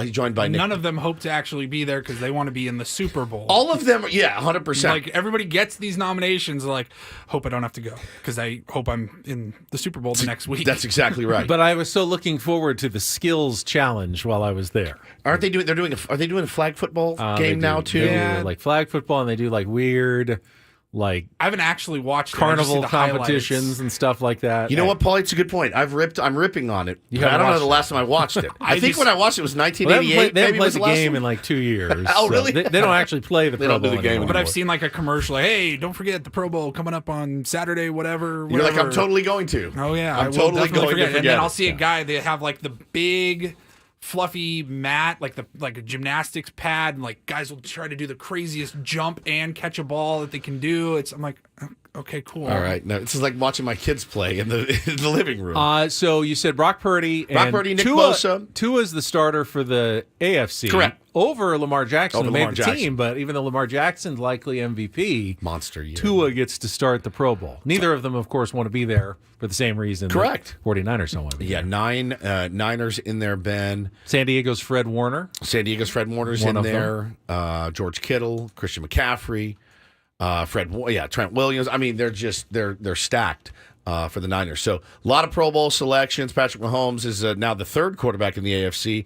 Matthew Stafford, the NFC's third quarterback as well. So a lot of big names in there. A lot of first-timers in there as well. All right, finally, Playoff picture going into Week 18. First of all, here are the teams that are already in. In the AFC, Baltimore has locked up the number 1 seed. They're 13-3. No one can catch them. Miami has clinched a playoff spot, but not the division title. That's a big one this weekend. Kansas City Chiefs have clinched a playoff spot. The Cleveland Browns have clinched a playoff spot. So 4 in, 3 spots remaining. In the NFC, the 49ers have clinched the number 1 seed, and they are in. Cowboys have clinched, Lions have clinched, Eagles have clinched, and the Rams at 9-7 have already clinched a playoff spot. There's still 2 playoff spots available in the NFC. So here are your possibilities in Week 18. I love this. Big game. Texans at Indianapolis Colts. The Indianapolis Colts currently hold the last seed, but they would need to win to clinch a playoff spot, or they could even win the division if they win and Jacksonville loses. Jacksonville's going for the division title. They need to win their game to clinch the AFC South at Tennessee. Now, Houston can come in, and they've had a surprisingly good season already. They can steal that last wild card by beating the Indianapolis Colts. So that's a win and you're in game. Win and Houston, you're in for them, Indianapolis. And that knocks out Indianapolis? Yes. Okay. If they win, they're in and knocks out Indianapolis, and they could even win the division as well. No, they can't win the division. They can only get the wild card for Houston. The Steelers are at Baltimore. Of course, they're playing a Baltimore Ravens team that is resting Lamar Jackson. They win, and they can get into the playoffs, but they need some help. They need either a Buffalo loss or a Jacksonville loss or a Houston-Indianapolis tie to get into the playoffs, along with a win over the Steelers. So that's probably not going to happen. Not going to happen. But they need a win and either Buffalo or Jacksonville to lose. Now, Buffalo, they're playing Miami, and the winner wins the AFC East. Miami is going to the playoffs regardless. Buffalo could actually miss the playoffs, though. If Buffalo loses and Pittsburgh wins and Jacksonville wins, then the Buffalo Bills could still miss the playoffs. So they could finish with the 2 seed. They could finish at number 8 and completely out of the playoffs this weekend. In the NFC, the Dallas Cowboys, Philadelphia Eagles are both battling for the title of their division. The Cowboys are playing at Washington. If they win, they've got it. They've got the NFC East title. Or if Philadelphia loses, Dallas gets the NFC East title. The Eagles are playing the New York Giants. And then the NFC South is up for grabs. The Tampa Bay Bucks are in the catbird seat at 8-8. If they win, they take the division title. But if they lose, they're almost certainly going to be out unless there are like some weird ties. The Falcons could still win if they beat New Orleans and Tampa Bay loses, and then the Saints could get in with a win over Atlanta, but they'd also need Tampa Bay to lose as well. So those are your playoff possibilities. Oh, and the Seahawks could get in with a win plus a Green Bay loss, whereas Green Bay gets in if they just beat Chicago straight up for the last wild card spot in the NFC. I'm going to repeat that back to you. Please. No, I'm just There'll kidding. be a test. I fell asleep coming 4 up minutes later. ago. Sorry Nothing about against that. you, but it's a lot of possibilities for one weekend Yeah. of the season. But, would you just boil it down to the games I need to watch? Let's see. So the biggest games that you need to watch, obviously Texans, the Indianapolis-Houston game is one of the biggest ones of the week. It's a hard gambling weekend, I'll tell you that. Buffalo-Miami is the primetime game on Sunday. Winner wins the division, and Buffalo will know if they're out or they get a wild card. But either way, you'd like to get the second seed. Game. Okay. So that's a huge game. Dallas trying to clinch. They're at Washington. It's not like a must-watch, but they are going for the division title, so that's not a bad one. Philly is hoping that Dallas loses and they beat New York so they could win a division title. But that's good. And then, I don't know, you care about any of the NFC South games? Not really. Atlanta, Tampa Bay, Carolina. Kind of a forgotten division for me. So, those are mostly the biggest ones. And then Green Bay win and they're in. So the Packers game is an important one against the Chicago Bears. Beautiful. So they need to win that one. Well done, Benjamin. There you go. How long did that take you, by the way? 14 minutes. It felt like forever. You did great. Thank you. All right, let's finish up. We've got Annie and Elston coming up at the top of the hour. Before that, we have a little more Mike Shildt audio we haven't gotten to yet from yesterday.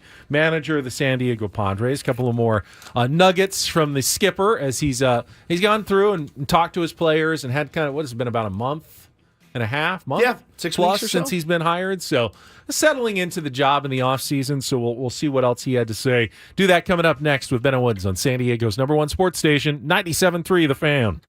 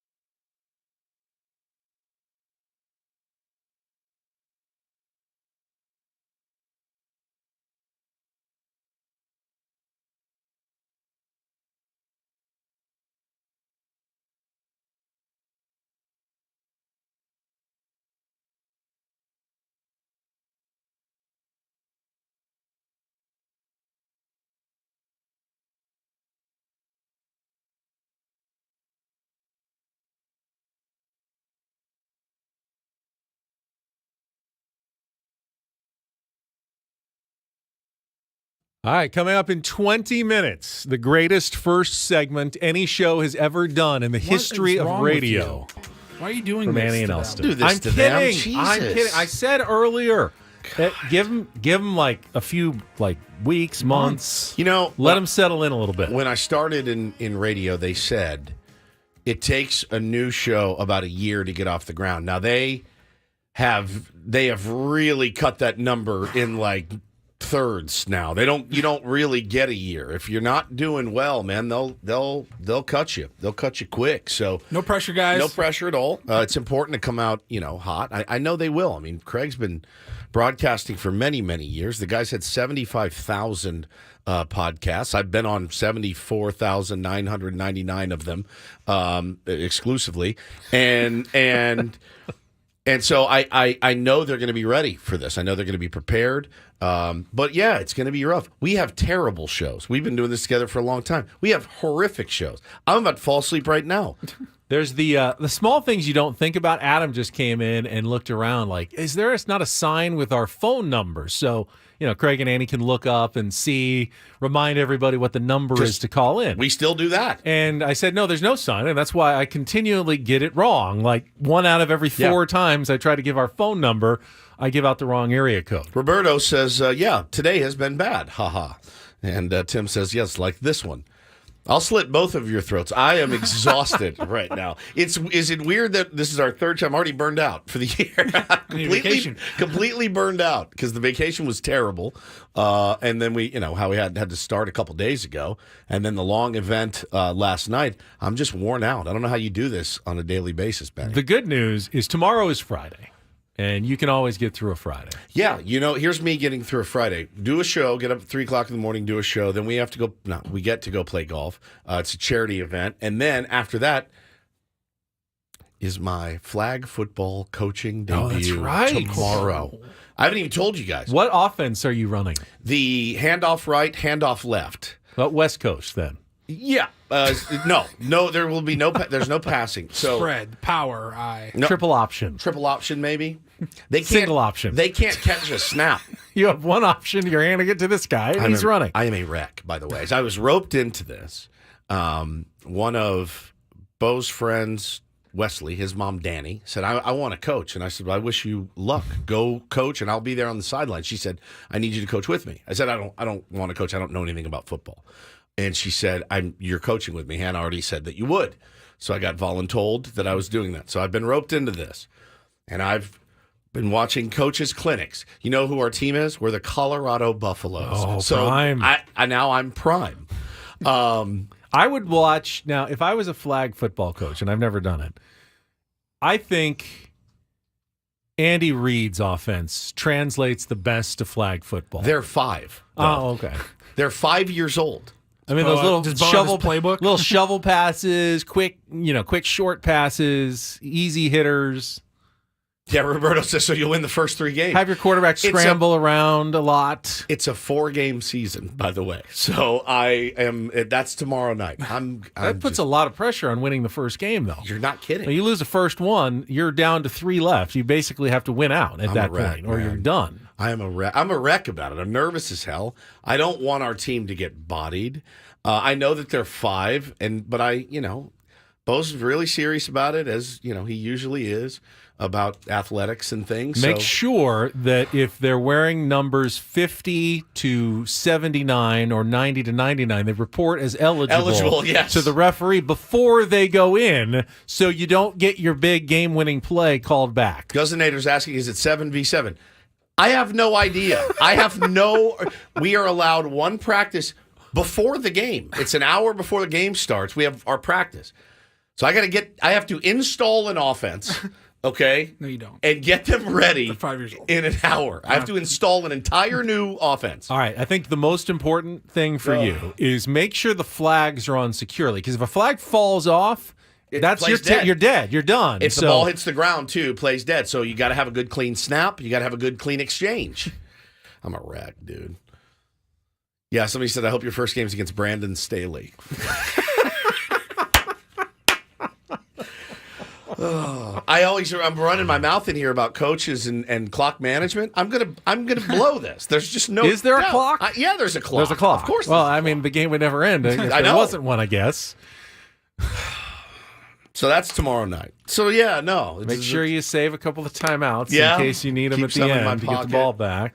Holy cow, man. All right, let's check traffic one last time. I got a couple more Mike Shildt bites about the starting rotation and the bullpen for you coming up here to wrap things up on 97.3 The Fan. From the 97.3 The Fan Traffic Center, here's Kelly Danick. The roads are winding down nicely all around the county. We're not showing any trouble spots at all, and really not many brake lights. Great time to be out there. I'm Kelly Danick with Ben and Woods, San Diego's #1 sports station, 97.3 The Fan. We, as fans, you make some assumptions when the Padres make a trade, like the did with Juan Soto and the Yankees, that Michael King and Johnny Brito and Randy Vasquez are they going right into the rotation? How's that going to work? But it's really up to Mike Shildt to see what he sees in those guys. And when he did his Zoom news conference yesterday, Shildt was asked about how he does plan to use those 3 pitchers that were acquired from the Yankees in the Soto trade. Will definitely be in the competition to start for sure. They've been acquired. We're excited about, King and Brito and Vasquez. Also gotten to talk to them briefly. Met Brito and Vasquez, as well. Just the reports prior to meeting were high character, solid, kind of guys you want in your club. And, getting to meet them and talk to them, they more than exceed that. These are really hungry guys that are excited about the opportunity, that will be given the opportunity to start. And I can't wait to see what they're going to do for us. They're going to be a big part of what we do. Some cliches there. I noted when he said the guys are hungry to kind of come in and prove themselves. You wonder, going from the Yankees to the Padres, different dynamic, different coast. I can imagine for some guys that feels like a letdown. For others, it probably feels like an opportunity or like a chance to reset and redefine yourself moving to another organization. Maybe not one that, has quite the history to it. Yeah, I don't know. I mean, I think expectations are expectations. They're high here too. They're high here too. It's not, it's not New York certainly, but I don't know that. As a player it makes much difference to you, because these are guys that are trying to prove themselves. They were trying to prove themselves in New York, and they're trying to prove themselves here. They want to get paid. They want to get paid big money. All of them do. It's the perks of that job, Benny. So I'm excited. I do get from Mike Shildt that he is a guy that likes competition, right? And I get that that's what he's going to be stressing a lot of in camp, is because, again, I don't know how you couldn't be excited being a San Diego Padre right now if you are a young player. There is plenty of opportunity here, plenty of opportunity, and guys want to come in and seize a job. It's there for them, especially if you can pitch. All 3 of those guys, but especially Brito and Vasquez, have extensive work out of the bullpen as well. Sure. Long man stuff. Padres will need those kind of innings, and you wonder how traditional the rotation is going to look. I mean, is it just five guy and go as long as you can, or will there be, more of maybe an opener day in that rotation? Will there be a piggyback kind of hey, but there's 4 and 4 guys, from the long men of the bullpen? What will it look like for the Padres? There's absolutely zero reason on January 3rd to start putting guys in buckets at all. I mean, honestly, there is no reason at all for him to say, this isn't what I envision, because everybody knows it changes like that. I mean, it changes like that. You go, we have so much pitching, we're going to do a 6-man rotation. Oh, now we have to do a piggyback, and now we have to have a spot starter, call somebody up. It doesn't make any sense to name a closer right now. Doesn't make any sense to name an 8th-inning guy, a 7th-inning guy. Let's see what we got coming out of spring training. And I do have faith that he and the rest of his holistic staff will figure out a way to best deploy them. And you said he doesn't feel compelled to name a closer. Did get asked about the bullpen roles of Robert Suarez and Yuki Matsui. Now, this was before the signing was announced, but who's going to be the closer? This is what Mike Shildt had to say. Hang on. Oh, yeah. All right, settle down. Sorry about that. Hanging on to hear Mike Shildt talking about bullpen roles for Robert Suarez and Yuki Matsui. thought about it, not gotten to the point where it's granular. Excited to have Matsui aboard, Sanchi back. Both of them are, looks like they're having really productive all seasons, as pretty much sounds like all of our club is. Feels like our guys are winning their off season, so that's exciting. As far as the roles go, the good news is, give us as many quality pitchers as possible, and we'll figure out how to use them in the right spots. Sanchi's got experience closing, which is great. Clearly, Matsui does as well. I don't know that we're going to establish this absolute, rubber stamp. This is the closer kind of deal. I think the ability to, based on where we are in lineups and matchups, gives us some flexibility. So I'm appreciative of the quality of guys we're going to have in the back end of the bullpen and the other guys in our bullpen as well. Got a question about that? Before I do that, though, Paulie reminded me we have some Aztecs tickets to give away for Saturday's game against UNLV. So last couple of minutes, I'll take your call right now. Let's make it quick. Third caller, 833-288-0973. Send you to Viejas Arena for the nationally televised game on Saturday against UNLV. It's a 1 o'clock tip. Tickets are on sale now at goaztecs.com. But call in. Third caller wins now, 833-288-0973. So Mike Shildt said, we may not just rubber stamp a guy as our closer. Do you feel like, obviously he doesn't have to do that now, doesn't have to do it at the start of spring training. Does he have to do it before the end of spring training, or can you go into the season and go closer by committee? Is that a viable strategy yet in Major League Baseball? The metrics guys will tell you, why would you ever lock yourself into one guy and not look at the matchups, not look righty-lefty? Not deploy your best reliever maybe in the 8th when you may need him instead of the 9th. But traditionally, it seems to have worked well for a lot of teams to just have a guy who knows he's coming in the 9th inning, and he's the closer regardless of matchups. I'm fairly traditional in that. Well, the Padres have been a closer-laden organization. 100%. They've had a guy, they just go to him. Yeah. Right. And that's really been the case for my entire life. Yeah. Pretty much for the San Diego Padres. Yeah. Yeah, you're exactly right, man. It fits in a nice little neat package, right? When you're like, this is my setup, man, and it goes right into my closer, and I am good to go. Now, again, the numbers guys will tell you that's not really the smartest thing to do. Well, and we saw it last year. When Bob Melvin, and I, again, big Bob Melvin fan, people would always say, man, and maybe it was a Hader thing more than a Melvin thing, Ben, but how many times did you see, did you say, Hader should pitch now. He should pitch now in the 8th inning. And I know he's not used to it. Then you can get Suarez or somebody in for the 9th to get the last 3. This is where, and you see it in the playoffs a lot. They'll go early to their closer because, well, those games are huge. They're massively, massively important. So it's funny because earlier I made fun of the holistic approach with the bench coach. I don't really mind a more holistic approach and a more to a bullpen. I really don't. I like a matchup. My mind totally agrees with you, but I know how people react. And the first time, if Bob Melvin had brought Josh Hader in against tough lefties, say to close out the 7th or in the 8th, right, in a game in June, though, they're probably right. And then they blew it in the 9th. You'd say you get crushed. You go, why did you do that? Why did you take him out of his comfort zone? Mess up his psychology, his preparation. For sure, man. And not every player can do it. And you know what? Hader could have blown it in the 9th inning, too, or the guy you put in the 8th could have blown. How many times did the guy blow it in the 7th or 8th for the Padres all year long? All year. This year. They had tons of blown saves. Not in the 9th. Not in the 9th. In the 7th and the 8th all year long, but they never changed the strategy by using Hader earlier. What do I always say about managers? As a manager, you need to make moves to cover your own ass. Unfortunately. That's essentially your job. You have to be able to explain after the game why you did what you did. Hey, man, if you tell me it's a gut feeling, I'll say, okay, what can I say to that? I can't. There's no rebuttal. I'll say, all right, well, the numbers said differently. Yeah, my gut told me this, so I went with it. All right, sounds good. I appreciate that answer. I do. I really, really do. But if you say, well, obviously the thinking, Woodsy, was they got their 3, 4, 5 up. I get Hader in the 8th, and then they got their 6, 7, 8 coming up in the 9th, and I went with so-and-so who's been throwing really well. Okay, great. But you have to make moves to cover your ass. That's what having a legit closer and a legit setup, that's what it does. It's just ass covering for the manager. Well, setup guy blew it tonight. Closer blew it tonight. That's what it is. That's what it is. There's so many baseball games.